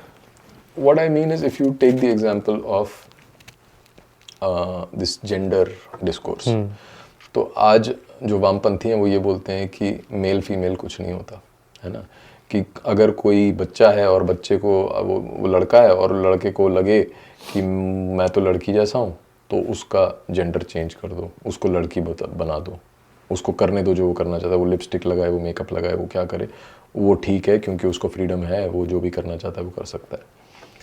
जो कंजर्वेटिव साइड है वो बोलता नहीं, ये गलत है, ये तो जेंडर तो फाइनल होता है, वो लड़का है तो वो लड़का ही रहेगा, आप उसको एक दिन अगर लगा तो उसको थप्पड़ मार के सही कर दो, मतलब मैं क्रूड लैंग्वेज में बोल रहा हूँ बट ऐसा है। लेकिन ये आता कहाँ से है, ये डिफरेंस ऑफ एटीट्यूड कहाँ से आता है? क्योंकि जो वामपंथी है वो ये बात को मानता है, इस बात को कि टेक्नोलॉजी आज से 20 साल बाद इतनी ज़्यादा पावरफुल हो सकती है कि वो इस डिस्टिंक्शन को इररिलेवेंट बना दे। आज भी है, आज भी जेंडर रीअसाइनमेंट सर्जरीज होती हैं, बट उससे कोई मतलब अगर मेल फीमेल में जाता तो प्रेग्नेंट नहीं हो जाता है? नहीं, हाँ, तो वो प्रेग्नेंट नहीं होता और उसको कई परेशानियां भी होती हैं, बहुत प्रॉब्लम्स होती हैं। लेकिन टेक्नोलॉजी का जो नेचर है वो ये है कि आज जो प्रॉब्लम हो रही है कल नहीं होगी।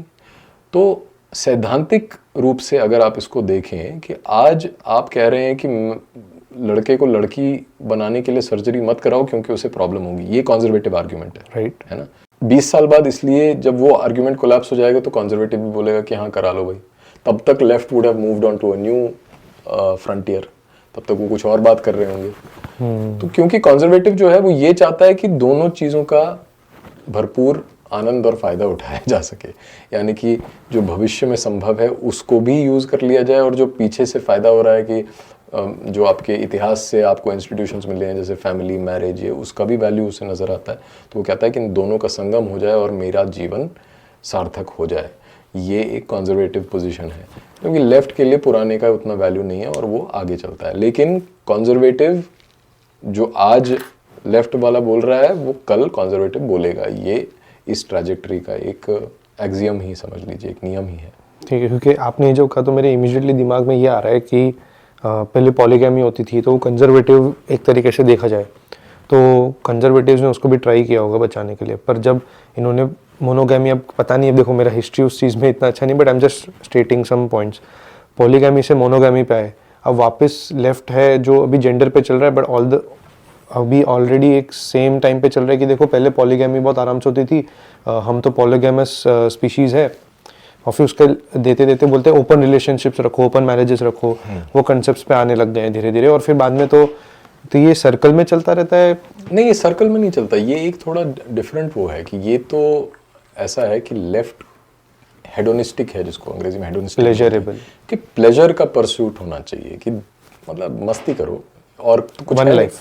हाँ, योलो है, यू ओनली लिव वंस, वो भी एक अब्राहमिक आइडिया है। पर कहने का मतलब ये है कि जब जीवन में हमारे जो हिंदू दृष्टि है उसमें पुरुषार्थ होते हैं, 4 पुरुषार्थ हैं, तो हमें तो सब कुछ संतुलन बना के चलना पड़ता है, जिसमें धर्म की प्राथमिकता है। धर्म के आधार पर आप अर्थ कमा सकते हो और उस अर्थ का उपयोग कर सकते हो अपनी कामनाएं पूरी करने के लिए, तो वो काम हो गया। तो ये 3 पुरुषार्थों का तो क्लियर है। फिर मोक्ष जिसको मिलना है वो तो इंडिविजुअल हो जाता है, वो तो हाँ, वो बहुत हाई गोल है। पर ये 3 जो है इनमें प्राथमिकता बिल्कुल स्पष्ट है कि वो धर्म ही है जो बाकी दोनों को नियंत्रित करेगा। जब वो इस ऑर्डर को और इस प्रायोरिटी को आप डिसरिगार्ड कर दो और आप कहो कि ये कुछ नहीं है, क्योंकि आपकी लाइफ में मीनिंग नहीं बचा ना, क्योंकि ड्यू टू व्हाटएवर रीजंस, मतलब टेक्नोलॉजी इंक्लूडेड, तो तब आपके लिए वो वैल्यूएबल नहीं रहता, इसका कोई यूज़ नहीं है इन सब चीज़ों का, तो आपने वो डिस्कार्ड कर चुके हो आप। अब आपके लिए सिर्फ ये है कि मैं किस तरह उसको फुल बेनिफिट ले सकूं और किस तरह अपनी कामना की पूर्ति कर सकूं। तो केवल काम ही एक पुरुषार्थ बच जाता है, इवन अर्थ भी नहीं रहता। हाँ, एक्चुअली में तो इस तरीके से अगर हम एक कंक्लूजन पे आए, एक मिनी कंक्लूजन पे, वो ये हो जाएगा कि left wing and right wing कहीं ना कहीं फिर सेम ही है, बस एक सिक्के, जैसे आपने कहा, वापस उस पर आ रहा है, क्योंकि इनका जो ये काम वाला चीज़ है, हेडोनिस्ट है, इनको फिर लेना देना ही नहीं होता है, क्योंकि आज ज़रूर ये एनवायरमेंटलिस्ट, और क्योंकि आज आप देखोगे कितने बार आप पहले फेमिनिज्म की बात करते थे, फिर अभी जेंडर पे आ गए, तो अब तो फेमिनिज्म का कोई अस्तित्व ही नहीं रहा। पर उसी साइड पे पैरेलल पे एनवायरमेंटलिस्ट, अगर सेम एक साइड से एनवायरमेंटलिस्ट आ रहे हैं कि हमें तो गैस वो आजकल आता है ना, ऑयल स्टॉप ऑयल वाले लोग हैं जो अपने को हर जगह चिपका देते हैं, और फिर एक साइड से LGBT वाले आ रहे हैं, तो कहीं ना कहीं फिर यही चीज़ आपने कहा हेड ऑनेस्ट चीज़। हाँ, लेकिन देखिए इनको तो फिर नेचर का भी कोई रहा नहीं, और वैसे ही सेम राइट विंग को भी ये कहा जाता है कि ये कैपिटलिस्ट है। इनको भी फर्क नहीं पड़ता अगर नेचर बर्बाद होता है। हाँ, वन लाइफ। इसमें ये है ना कि जो कंजर्वेटिव्स हैं वो थोड़े दोगले हैं। ओके। क्योंकि जो ये चॉइसेस जो वो इसको रिकंसाइल करने की कोशिश करते हैं, और जो ये संगम की हम बात कर रहे थे कि दोनों चीज़ों का भरपूर आनंद उठाया जाए तो उसमें वो दोगलापन आ जाता है ना, क्योंकि आप एक मॉरल चॉइस को आप डिनाई कर रहे हो।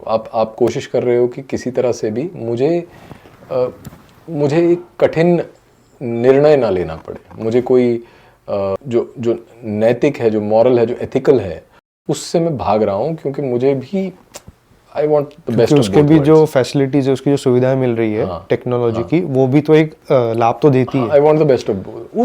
उस दृष्टि से जो लेफ्ट है वो उससे कहीं अधिक ऑनेस्ट है, ईमानदार है। पर लेफ्ट, मेरे हिसाब से तो लेफ्टिस्ट होने का सबसे पहला रूल है कि आपको हिपोक्रेट होना चाहिए। नहीं, हिपोक्रेट कैसे? हिपोक्रेट तो मेरा आरोप तो ये है कि राइट ज्यादा हिपोक्रेटिकल है लेफ्ट से, क्योंकि राइट जो है वो करता एक चीज है और बोलता एक चीज है। अच्छा। जैसे कि मैं अभी बता रहा था कि वो बोलेंगे और वो ये कोई जानबूझ के नहीं करते, वो hypocritical But is it not called moving with the times? That is what hypocrisy is, no? Okay. That you don't stand for anything.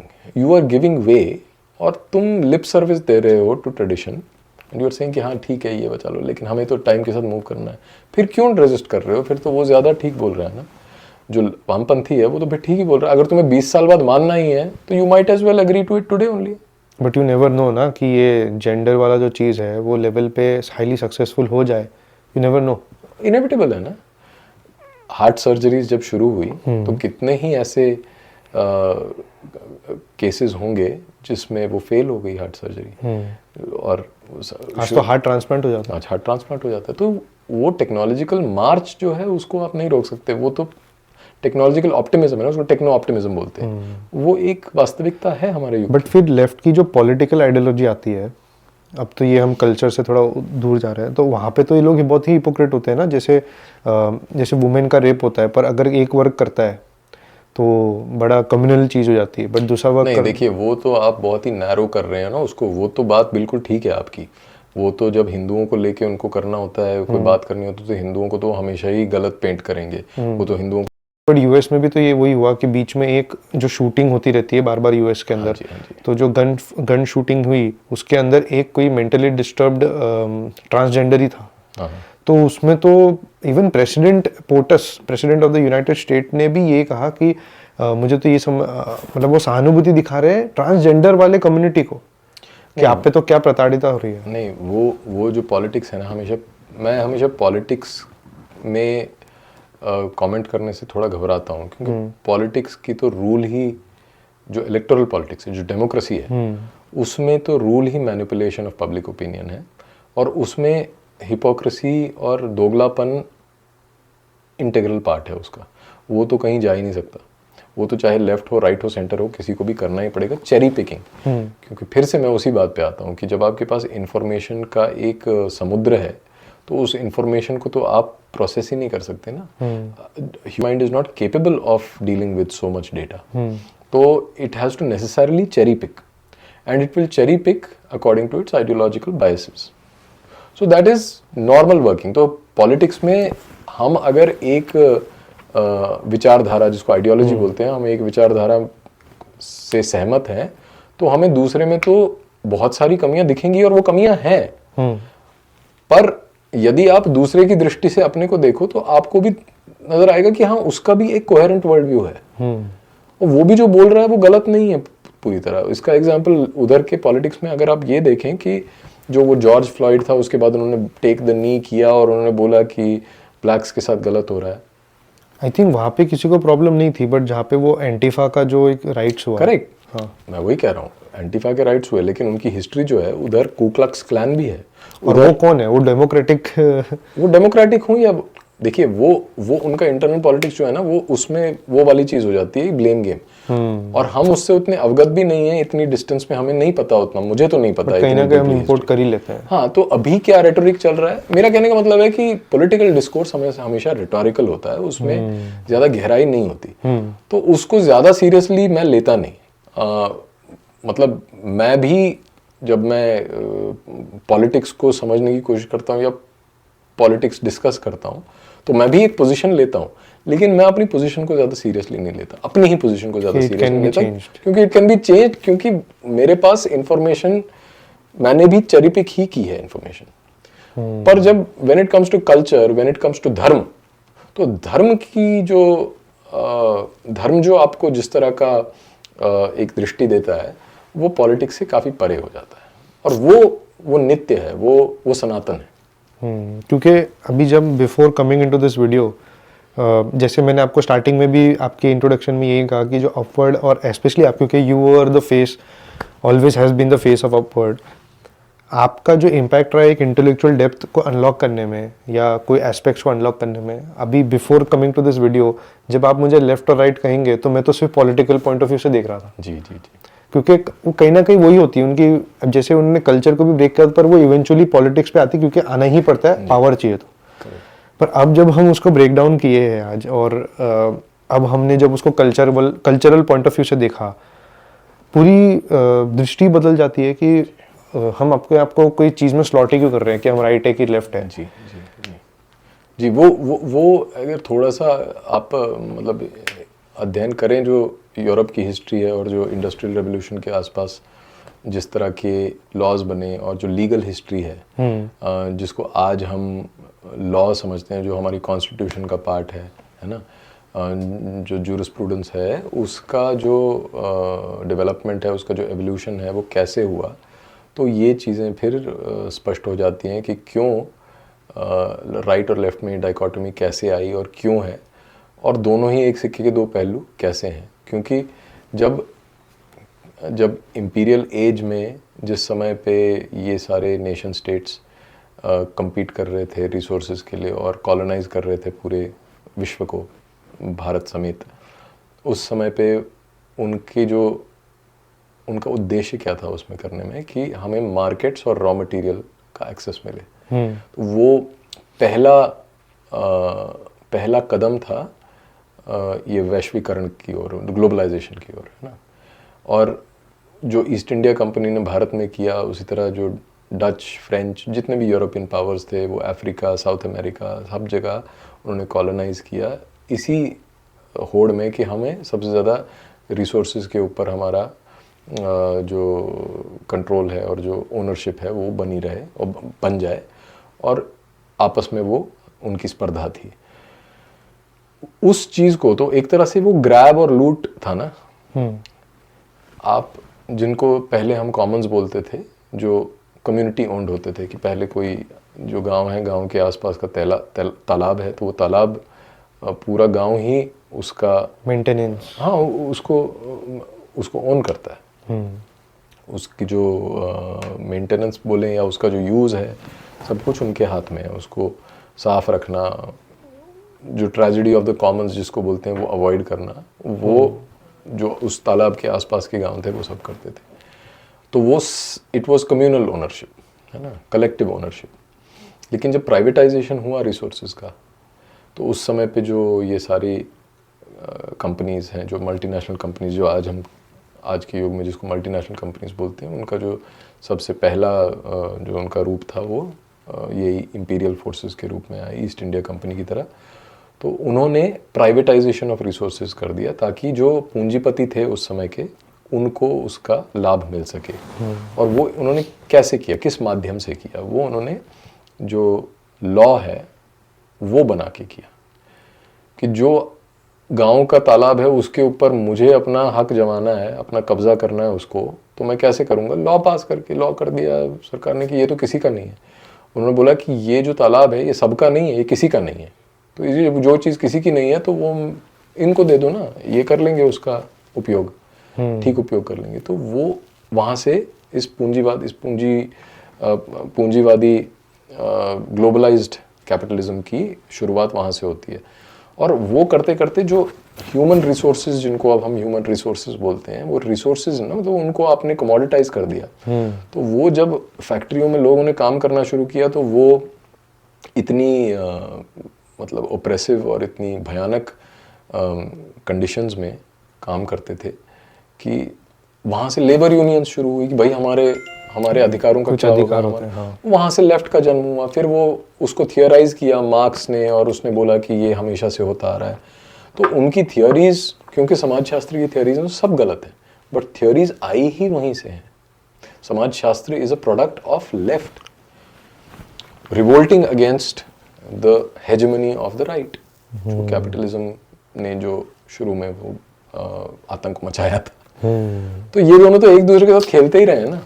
तो इसलिए अब आप बोलें कि नहीं हम तो इसको मानते हैं, हम तो इसको मानते हैं, वो मुझे कभी वो परसुएसिव लगा नहीं कि मैं बोलूं कि वो गलत है और वो सही है। दोनों एक दूसरे के साथ परस्पर टेंशन में है और सीसॉ की तरह, कभी एक ऊपर कभी दूसरे नीचे, कभी पर दोनों स्ट्रिंग से जुड़े हुए हैं। दोनों जुड़े हुए हैं।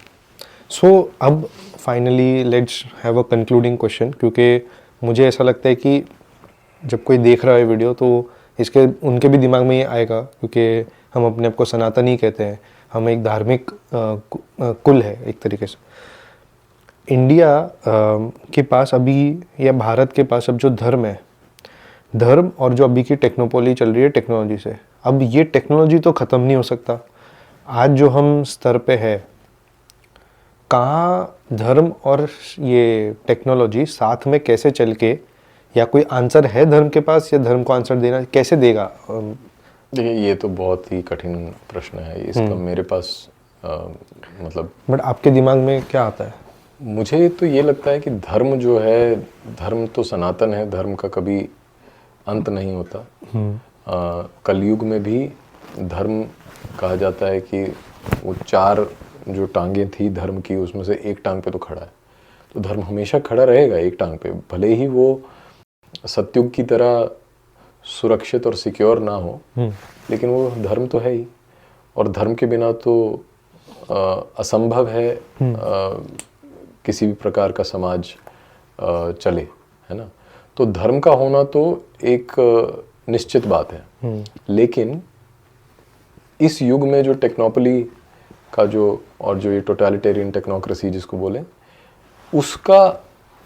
उसके साथ जो उसका जो मुकाबला करना हो अगर हमें धार्मिक दृष्टि से, तो हमें धर्म को अपने निजी जीवन में प्राथमिकता देनी पड़ेगी। और धर्म के कुछ ऐसे नियम हैं, कुछ मूलभूत सिद्धांत हैं, जो सिद्धांत हमें आज के युग में स्वीकार्य नहीं होते। अगर हम उसको बहुत सुपरफिशियली देखें तो हमें वो बहुत अजीब लगते हैं। जिस तरह से मैं ये बात कर रहा था कि जो टेक्नोपॉली में इंफॉर्मेशन के फ्लो में जो बैरियर्स हैं वो सारे नष्ट किए जाते हैं, और एक तरह से इंफॉर्मेशन की जो नदी है उसमें बाढ़ आ गई है, और वो नगर और ग्राम सारे उसमें डूब रहे हैं। तो ये टेक्नोपॉली का एक मेटाफर हो गया। लेकिन उस पानी के फ्लो को नियंत्रित करना वो धर्म का काम है। और उसका मतलब ही ये है कि आप नो गो जोन्स बना देंगे ना, इंफॉर्मेशन किसके पास कौन सी जाए। जब हम क्लास में सीखते हैं, जब हम कोई भी स्कूल में एडमिशन लेते हैं, तो जब हम क्लास में पढ़ते हैं, तो वो भी नील पोस्टमैन की पुस्तक में मैंने पढ़ा, ये बड़ा इंसाइटफुल था, कि वो भी तो इंफॉर्मेशन को आप रिस्ट्रिक्ट ही कर रहे हो ना। When you are studying in a particular class, you are taking a curriculum, मतलब 99% इंफॉर्मेशन आप बाहर रख रहे हो स्टूडेंट से, आप उसको बचा रहे हो उस इंफॉर्मेशन से, और आप उसको सिर्फ रेलेवेंट कैप्सूल्स ऑफ इंफॉर्मेशन दे रहे हो जो वो डाइजेस्ट कर सके, तभी आपका एजुकेशन बन सकती है। तो आप ग्रेड करते हो उसको, और क्लास 1 में यही सीखेगा, क्लास 2 में यही सीखेगा। आप क्लास 1 में उसको कैलकुलस सिखाने बैठ जाओ तो वो डूम्ड है। तो आपको वो जो नियंत्रित करना है इंफॉर्मेशन, वो आपको इस संदर्भ में भी करना पड़ेगा कि जब आप धार्मिक समाज को आप सशक्त करना चाहते हो, या एक समाज में एक अंश धार्मिक कम्युनिटी का हो, उसको सशक्त करना चाहते हो, तो आप उसको ऑटोनॉमी दोगे। तो वहाँ पे प्रश्न उठ जाता है मंदिर की ऑटोनॉमी का, मंदिर फ्री करने का, है ना। तो ये इतना डीपली रिलेटेड है, इतना इम्पोर्टेंट एक मूवमेंट है जिसकी पूरी तरह से अप्रिसिएशन भी नहीं लोगों के पास होगी कि इससे होगा क्या, पर ये इतना डीप आइडिया है। और जो हम सिखाते हैं लोगों, जैसे आजकल जो ये एक नैरेटिव चलता है कि सबको वेदों का अधिकार क्यों नहीं था, वो इसी वजह से नहीं था क्योंकि आप कौन से वर्ग के, समाज के कौन से वर्ग में क्या सिखा रहे हो, उसके लिए उसकी क्या उपयुक्तता है ना। वो जो समाज का जो उसकी परिकल्पना है, जो हमारे शास्त्रों से आती है, उसके आधार पर आप इंफॉर्मेशन के फ्लो को रिस्ट्रिक्ट और गवर्न करते हो। उसी के अनुसार आप ये बोलते हो कि जनेऊ इसका होगा या उसका नहीं होगा। मैं बहुत ही मेटा लेवल पे बात कर रहा हूँ। तो फिर ये वापस जाति वर्ण वाली चीज़ आ जाती है क्या इसमें? देखिए, वर्ण व्यवस्था तो जो है वो हमारे ऋषियों की देन है, और मेरा निजी मत ये है कि वो इनएस्केपेबल है। हाँ, मुझे भी ये लगता है कि वर्ण सिस्टम में कोई प्रॉब्लम है ही नहीं। प्रॉब्लम डिस्क्रिमिनेशन में है, पर discrimination by birth based, I think, caste. पर अगर किसी शूद्र के फैमिली में है बर्थ बेस्ड कास्ट, देखिए इसको थोड़ा हम अनपैक कर लेते हैं कि जब अभी हम बात कर रहे थे टेक्नोलॉजिकल इंटरवेंशन और टेक्नोलॉजिकल फ्रंटियर की, कि आपकी पहचान, आपकी identity is no longer determined by nature, है ना। क्योंकि टेक्नोलॉजी कुछ भी असंभव को संभव कर सकती है। आप पुरुष हो तो आप महिला बन सकते हो आज की डेट में भी, उसमें प्रॉब्लम्स होंगी, लेकिन 30 साल बाद वो भी नहीं होंगी, बन सकते हो। ओके। कल को कोई बोले कि हम डीएनए को मॉडिफाई कर देंगे क्योंकि आप में थोड़े कुत्ते का स्वभाव आ जाएगा, तो कुत्ता भी बन सकते हो आप, आधा कुत्ता आधा आदमी, है ना। Theoretically speaking it is very much possible.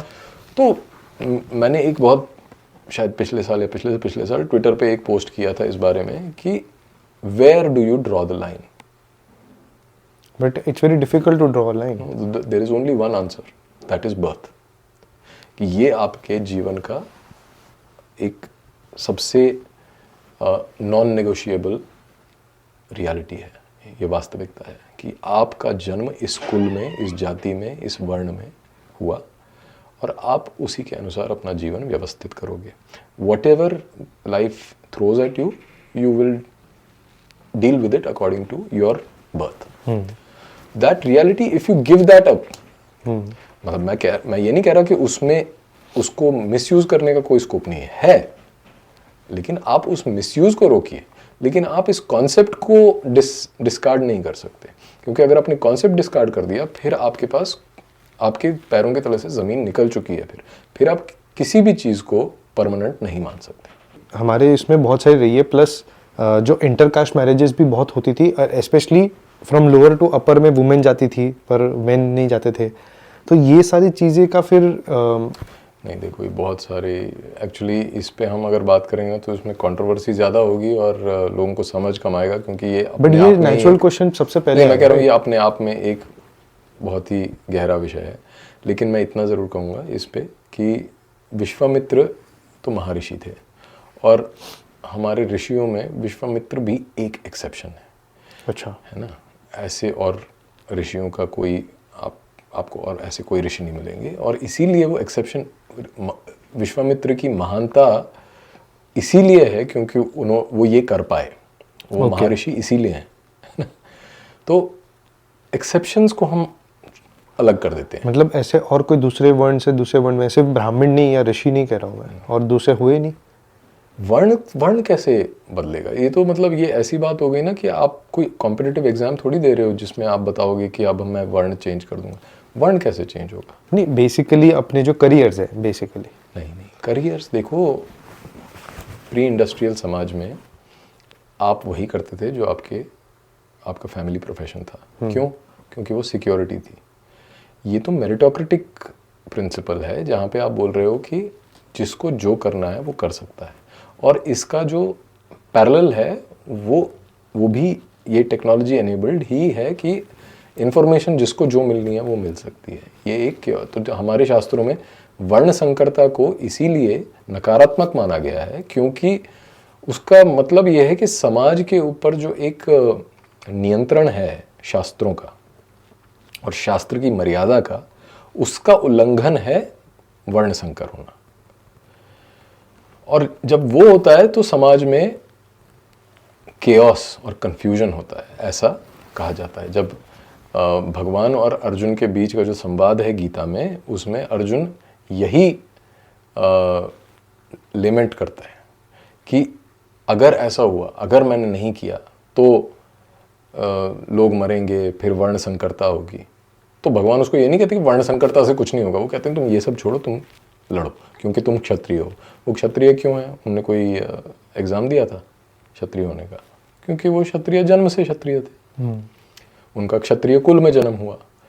तो वो एक अलग इशू है। मुझे लगता है कि हम जाति उन्होंने भी तो धर्मशास्त्र पढ़े होंगे कहीं ना कहीं, चाहे वो डेप्थ में ना पढ़े हो। किन्होंने? अर्जुन और सबने। और युधिष्ठिर तो धर्मराज कहा जाता था। बिल्कुल बिल्कुल। तो फिर चाहते थे, अगर वो चाहे, वो तो ठीक है ड्यूटी बाउंड है, वो मैं आपका समझ रहा हूँ बात, वो उसको मैं डिनाई नहीं कर रहा हूँ, बट जैसे वो चाहते, क्योंकि आपने कहा कि इन्फॉर्मेशन को कंपार्टमेंटलाइज किया है, पर अब युधिष्ठिर जो धर्मराज थे, अगर वो बर्थ से बड़े नहीं होते, समझो नकुल सहदेव वाले 4th 5th ब्रदर होते वो, और उनके पास फिर ऑप्शन होता कि हाँ चलो मैं अपनी एक स्कूल खोलूँ, मुझे पसंद आता है कि एक अपने फ्री टाइम में अपने मेजर ड्यूटीज के बाद भी मैं लोगों को बताऊँ, तो क्या वो गलत होता है? मैं ऐसे बात देखो, शास्त्रीय दृष्टि से तो वो स्वीकार्य नहीं था। अच्छा। क्योंकि गीता में ही एक श्लोक है जिसमें बोलते हैं कि जो आपका स्वधर्म है, यदि आप अपना स्वधर्म निभाते हुए आप अच्छा भी नहीं करते, मतलब आप अपना स्वधर्म पूरी कॉम्पिटेंस से नहीं कर सकते, वो फिर भी उससे अच्छा है कि आप किसी और दूसरे का धर्म करो। क्योंकि उसकी इम्प्लीकेशंस, जो सोसाइटल इम्प्लीकेशंस थी, वो बहुत सीरियस थी। क्योंकि उसका मतलब मेरे को ये वापस यू सेड कि जो अपना खुद का जो धर्म है, बेसिकली अगर मैं क्षत्रिय हूँ पर मैं इतना अच्छा टैलेंटेड स्वॉर्ड फाइटर नहीं हूँ, समझो, तो मैं अगर बट मेरे में रुचि है, एक नेचुरल टेंडेंसी है टू बी ब्राह्मण लेट्स से, या टीचर या एजुकेटर, तो वो मैं कर लूँ, आप ये कह रहे हैं? नहीं। अच्छा, उसका मतलब ये है कि अगर मुझे ऐसा लगता है कि मैं बहुत अच्छा टीचर हूँ और मुझे गुरुकुल खोल देना चाहिए, वो अवॉइडेबल है। तुम अपना ही काम करो, अगर अच्छा भी नहीं है तो कोई बात नहीं, तुम्हें it is given to you by birth, तो your karma is worked out, ये कहने का मतलब है उसका। अब हाँ, उसमें बहुत वाद विवाद किया जा सकता है और उसके ऊपर हुआ भी है। बहुत सारा शास्त्रार्थ, हमारे पास तो पूरे Tombs and Tombs of literature on which this is being debated. पर जो परंपरा थी और जो हमारा ट्रेडिशनल व्यू है वो बहुत स्पष्ट है, उसमें कोई डाउट नहीं है।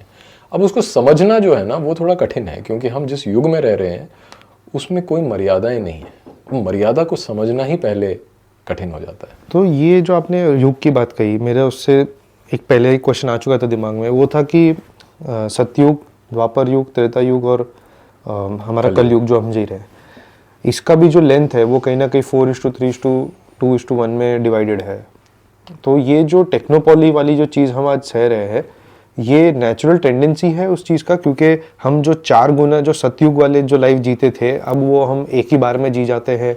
कई मतलब मेरा एक बस एक आई नो एकदम कंपेरेबल एप्पल टू एप्पल नहीं है, पर क्या ये चीज़ उसके तरफ? टेक्नोपॉली तो है ही, क्योंकि टेक्नोपॉली टोटलिटेरियन है, टेक्नोपॉली में मर्यादाओं का उल्लंघन है, टेक्नोपॉली में संस्कृति का विनाश है। तो ये तो सारे कलयुग के ही लक्षण हैं। तो इसलिए हाँ, technopoly can be defined as the high point of Kalyug may B. और अब तो शुरू हुई है अभी तो। हाँ, नहीं देखो, उसमें मेरा जो मेरी समझ ये कहती है कि जो युग का जो डिस्क्रिप्शंस हैं हमारे शास्त्रों में, वो एक नैरेटिव है। और तो ये एक और नया थ्रेड हो जाता है जिसमें और बहुत गहराई में जा सकते हैं, पर जो नैरेटिव होता है वो स्टोरीज होती हैं। तो युगों का जो कंसेप्शन है वो हम इंडिविजुअली एज स्टोरीज सोचते हैं कि ये स्टोरीज है, हाँ पहले सतयुग था, फिर ये था। उसको डिफाइन करना इन टर्म्स ऑफ ईयर्स कि ये 6000 बीसी में द्वापर युग शुरू हुआ था या 3000 बीसी में त्रेता युग शुरू हुआ था, वो एक साइंटिज्म की बीमारी है जो मुझे समझ आता है। मतलब अच्छा। मैं ये नहीं कह रहा कि जो स्कॉलर्स उस पर काम कर रहे हैं उन्हें अधिकार नहीं है, और या जो हमारे पुराण में है, तो बहुत लोग तो पुराण को मानते नहीं है। हाँ, लेकिन पुराण तो नैरेटिव्स हैं, पुराण स्टोरीज हैं, और वो स्टोरीज का उद्देश्य और उनका लक्ष्य जो है वो हमारे पुरुषार्थों को सार्थक करना है। उन पुरुषार्थों, अपने पुरुषार्थ हमारे पूरे हों, उसके लिए हम पुराणों का सहारा लेके उनको समझने की, और वो अपनी लाइफ में उसको एम्बॉडी करते हैं, उसको प्रैक्टिस करते हैं, उनका जो निष्कर्ष निकलता है। और वो पुराणों को मतलब पुराणों का अर्थ ये है, पुराणों का हमारे जीवन में रोल ये है। तो स्टोरीज को हम एज स्टोरीज ही देखें, और उनको हम ये ना करें कि हम उनके क्रोनोलॉजी निकालने की कोशिश करें या उसको हिस्टोरिसाइज करने की कोशिश करें, क्योंकि वो हमें साइंस से उसको पता करना चाहिए कि एग्जैक्टली कितना था, कब हुआ था। ये गरुड़ पुराण में ये लिखा है, वो कब हुआ था, उसका मतलब मुझे निजी रूप में मुझे उसमें कोई वैल्यू नहीं दिखता।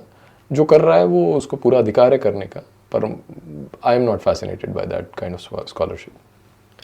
तो आज के टाइम पे जो हम ऑलरेडी ये टेक्नोपॉली में रह रहे हैं, और अगर हमें थोड़ी भी इस सिचुएशन को सैल्वेज करनी है धर्म के द्वारा, तो आपका ये जो बर्थ बेस्ड कास्ट सिस्टम है, ये तो बहुत ही आई थिंक लास्ट में कोई सोचेगा भी, क्योंकि आज तो टेक्नोलॉजी ने एनेबल कर दिया ये चीज़। तो फिर आपको आज रियलिस्टिक क्या लगता है? उसका उत्तर भी हमारे धर्म में ही मिल जाता है कि आप जिस तरह से आप धर्म का अपने जीवन में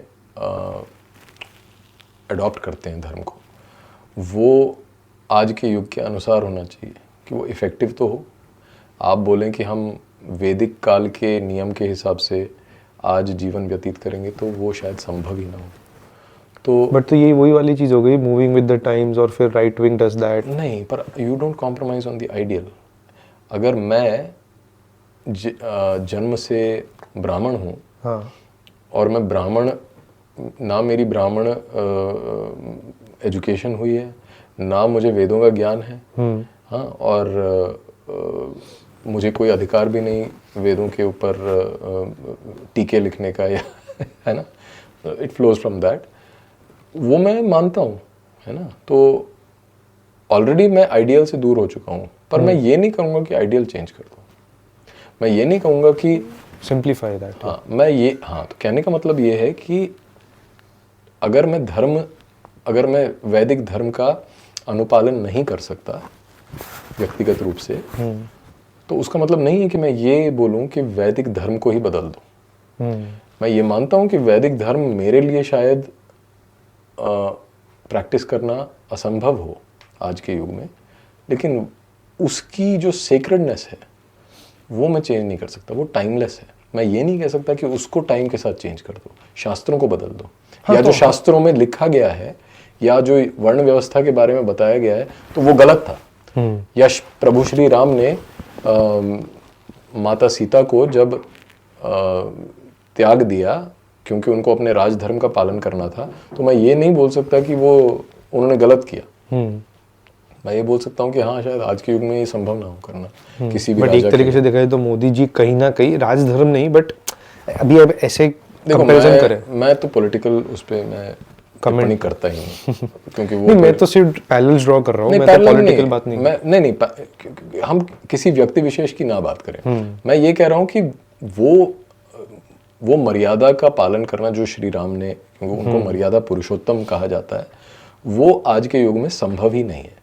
लेकिन मेरा पॉइंट ये था कि मैं ये नहीं बोल सकता कि श्री राम का जो आइडियल है वो अब वैलिड नहीं है। हाँ, वो वैलिड है, आज भी वैलिड है मेरे ख्याल। मैं असमर्थ हूं उसको फॉलो करने में। तो धर्मशास्त्र में जो दिया गया है, धर्मशास्त्रों के जो नियम है, वो अभी भी मेरे जीवन को बेहतर ही बनाएंगे, वो मुझे ज्यादा धार्मिक ही बनाएंगे, वो मुझे अपने पुरुषार्थों को पूरा करने में समर्थ बनाएंगे। पर मेरी ये कमज़ोरी है, मैं ही बलहीन हूँ कि मैं वो नहीं कर पा रहा। ये मेरा कहने का मतलब है कि इतनी ऑनेस्टी तो बनती है। अब मैं ये बोलूँ, जैसे कई सो कॉल्ड राइट विंगर्स बोलते हैं कि यार वो शास्त्र ही बदल दो, या ये गलत है, इसका समय हो चुका है, अब ये वैलिड नहीं है। वैलिड नहीं है ये बोलना गलत है, हम वीक हैं वो बोलना ज़्यादा। आई थिंक आजकल ये डिस्कोर्स में आई थिंक कम सुनाई दे रहा है, या मैं शायद इन चीज़ों से एक्सपोज नहीं हूँ, क्योंकि मैं जितना देख रहा हूँ और मेरे चैनल पे भी ज़्यादातर धार्मिक वीडियोस ज़्यादा चले भी है, मैं तो ये देख रहा हूँ कि बहुत ज़्यादा यूथ में रुचि है अपने धर्म को और धर्मशास्त्रों को समझने की। एक एटलीस्ट एक पहल हो चुकी है। अब इसके जो नेक्स्ट स्टेजेस होंगे वो अपने टाइम पे आएंगे, पर एक ज़रूरी इस बारे में तो है। हाँ, लेकिन उसमें भ्रांतियां बहुत हैं डिस्कोर्स में अभी, क्योंकि जो मैं कह रहा था, क्योंकि इंस्टीट्यूशंस नहीं है ना जो इन्फॉर्मेशन के फ्लो को गवर्न कर सके। अब जैसे आज मैं जो भी बोल रहा हूँ, मैं कोशिश कर रहा हूँ कि मैं अपनी मर्यादा में ही बोलूँ, ज़रूरत से ज़्यादा ना बोलूँ, जितना मुझे अधिकार है बोलने का उतना ही बोलूँ। लेकिन कई बार ऐसा होता है कि हो सकता है मुझसे भी वो मर्यादा का उल्लंघन हो जाए और मैं भी ऐसी चीज़ें बोल दूँ जिसका मुझे अधिकार नहीं है। तो क्या होता है कि उससे समाज में भ्रांतियां फैलती हैं, क्योंकि मैं गलत भी बोल सकता हूँ।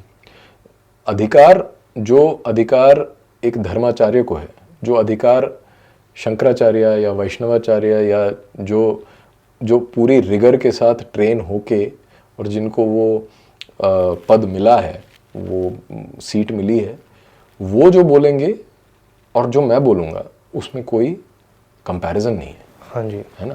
तो मुझे अपनी मर्यादा स्वयं डिफाइन कर देनी चाहिए और उसी में बोलना चाहिए, और ये सबके लिए है। लेकिन अल्टीमेट अथॉरिटी कौन है? जो सीट्स ऑफ धार्मिक इंस्टीट्यूशंस। लेकिन आज अगर आप देखें तो उनके ऊपर जिस तरह के आरोप और लांछन लगाए जाते हैं बड़े निंदनीय हैं।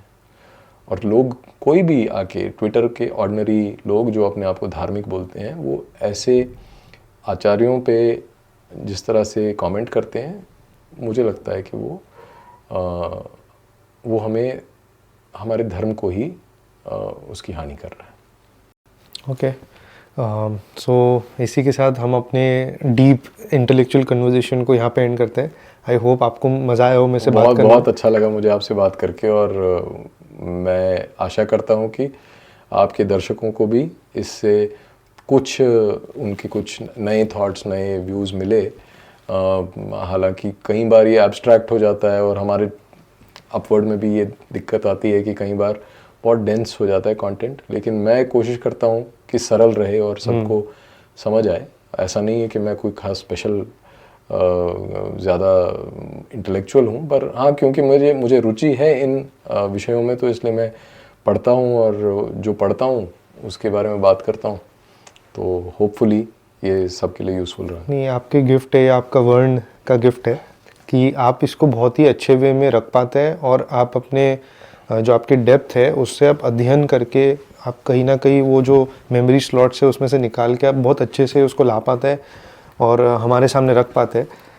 आई होप आप जैसे कह रहे सेम थोड़ा इंटेलेक्चुअल टॉपिक्स होता है तो लोग यूट्यूब पे ज़्यादातर एंटरटेनमेंट और मसाला वीडियोस देखने में ज़्यादा रुचि रखते हैं, बट आई होप कि अगर वो ये देख रहे हैं, उन्हें अगर ये चीज़ में समझ ले पाए, इस चीज़ से बहुत ज़्यादा लाभदायक रहेगा कि ये भी और चीज़ें अपने उनके दिमाग, उनके सोच में एक चर्न करेगी, और मे बी जो भी हो, भ्रांति बोले या ब्रांचेस बोले, वो ज़रूर आएगी। जी, बट डिस्कोर्स तो शुरू हो। हाँ, मेरा कहने का मतलब तो यही है कि जब हम बात करते हैं, जब संवाद होता है, तो उससे यही होता है कि कुछ नए चक्षु खुल जाते हैं अपने। और मेरे तो आज ज़रूर खुले। तो सोचने का नया एक पाथवे मिल जाता है, दिमाग में कुछ खुल जाता है। तो वही जब हम पढ़ते हैं, जब हम विद्वानों को पढ़ते हैं, तो हमारे साथ भी ऐसा ही होता है ना। जब हम अच्छी किताब पढ़ते हैं तो हमें लगता है कि अरे ये तो मैंने सोचा ही नहीं था। तो वो चीज़ अगर इन पॉडकास्ट के माध्यम से जनसाधारण में ये आइडियाज़ परकोलेट हो जाएं, तो मुझे लगता है कि हमने अपना काम कर दिया। एब्सोल्युटली। एंड आज तो मेरा ज़रूर सबसे बड़ा टेक ओवर रहेगा कि लेफ़्ट और राइट को सिर्फ पॉलिटिकल से ज़्यादा कल्चरल एस्पेक्ट से दिखे तो बहुत सारी चीज़ें उधर ही समझ आ जाती है। और मे बी जो मेरा टेक अवे है वो ये है कि हम ज़्यादा जल्दी धार्मिक इंस्टीट्यूशंस और धार्मिक स्ट्रक्चर्स की तरफ जल्दी पुश हो जाएंगे, मुझे ऐसा लगता है, एटलीस्ट जितना मैंने आपसे बात की उससे। मुझे भी यही आशा है। तो उसी के साथ बहुत बहुत धन्यवाद।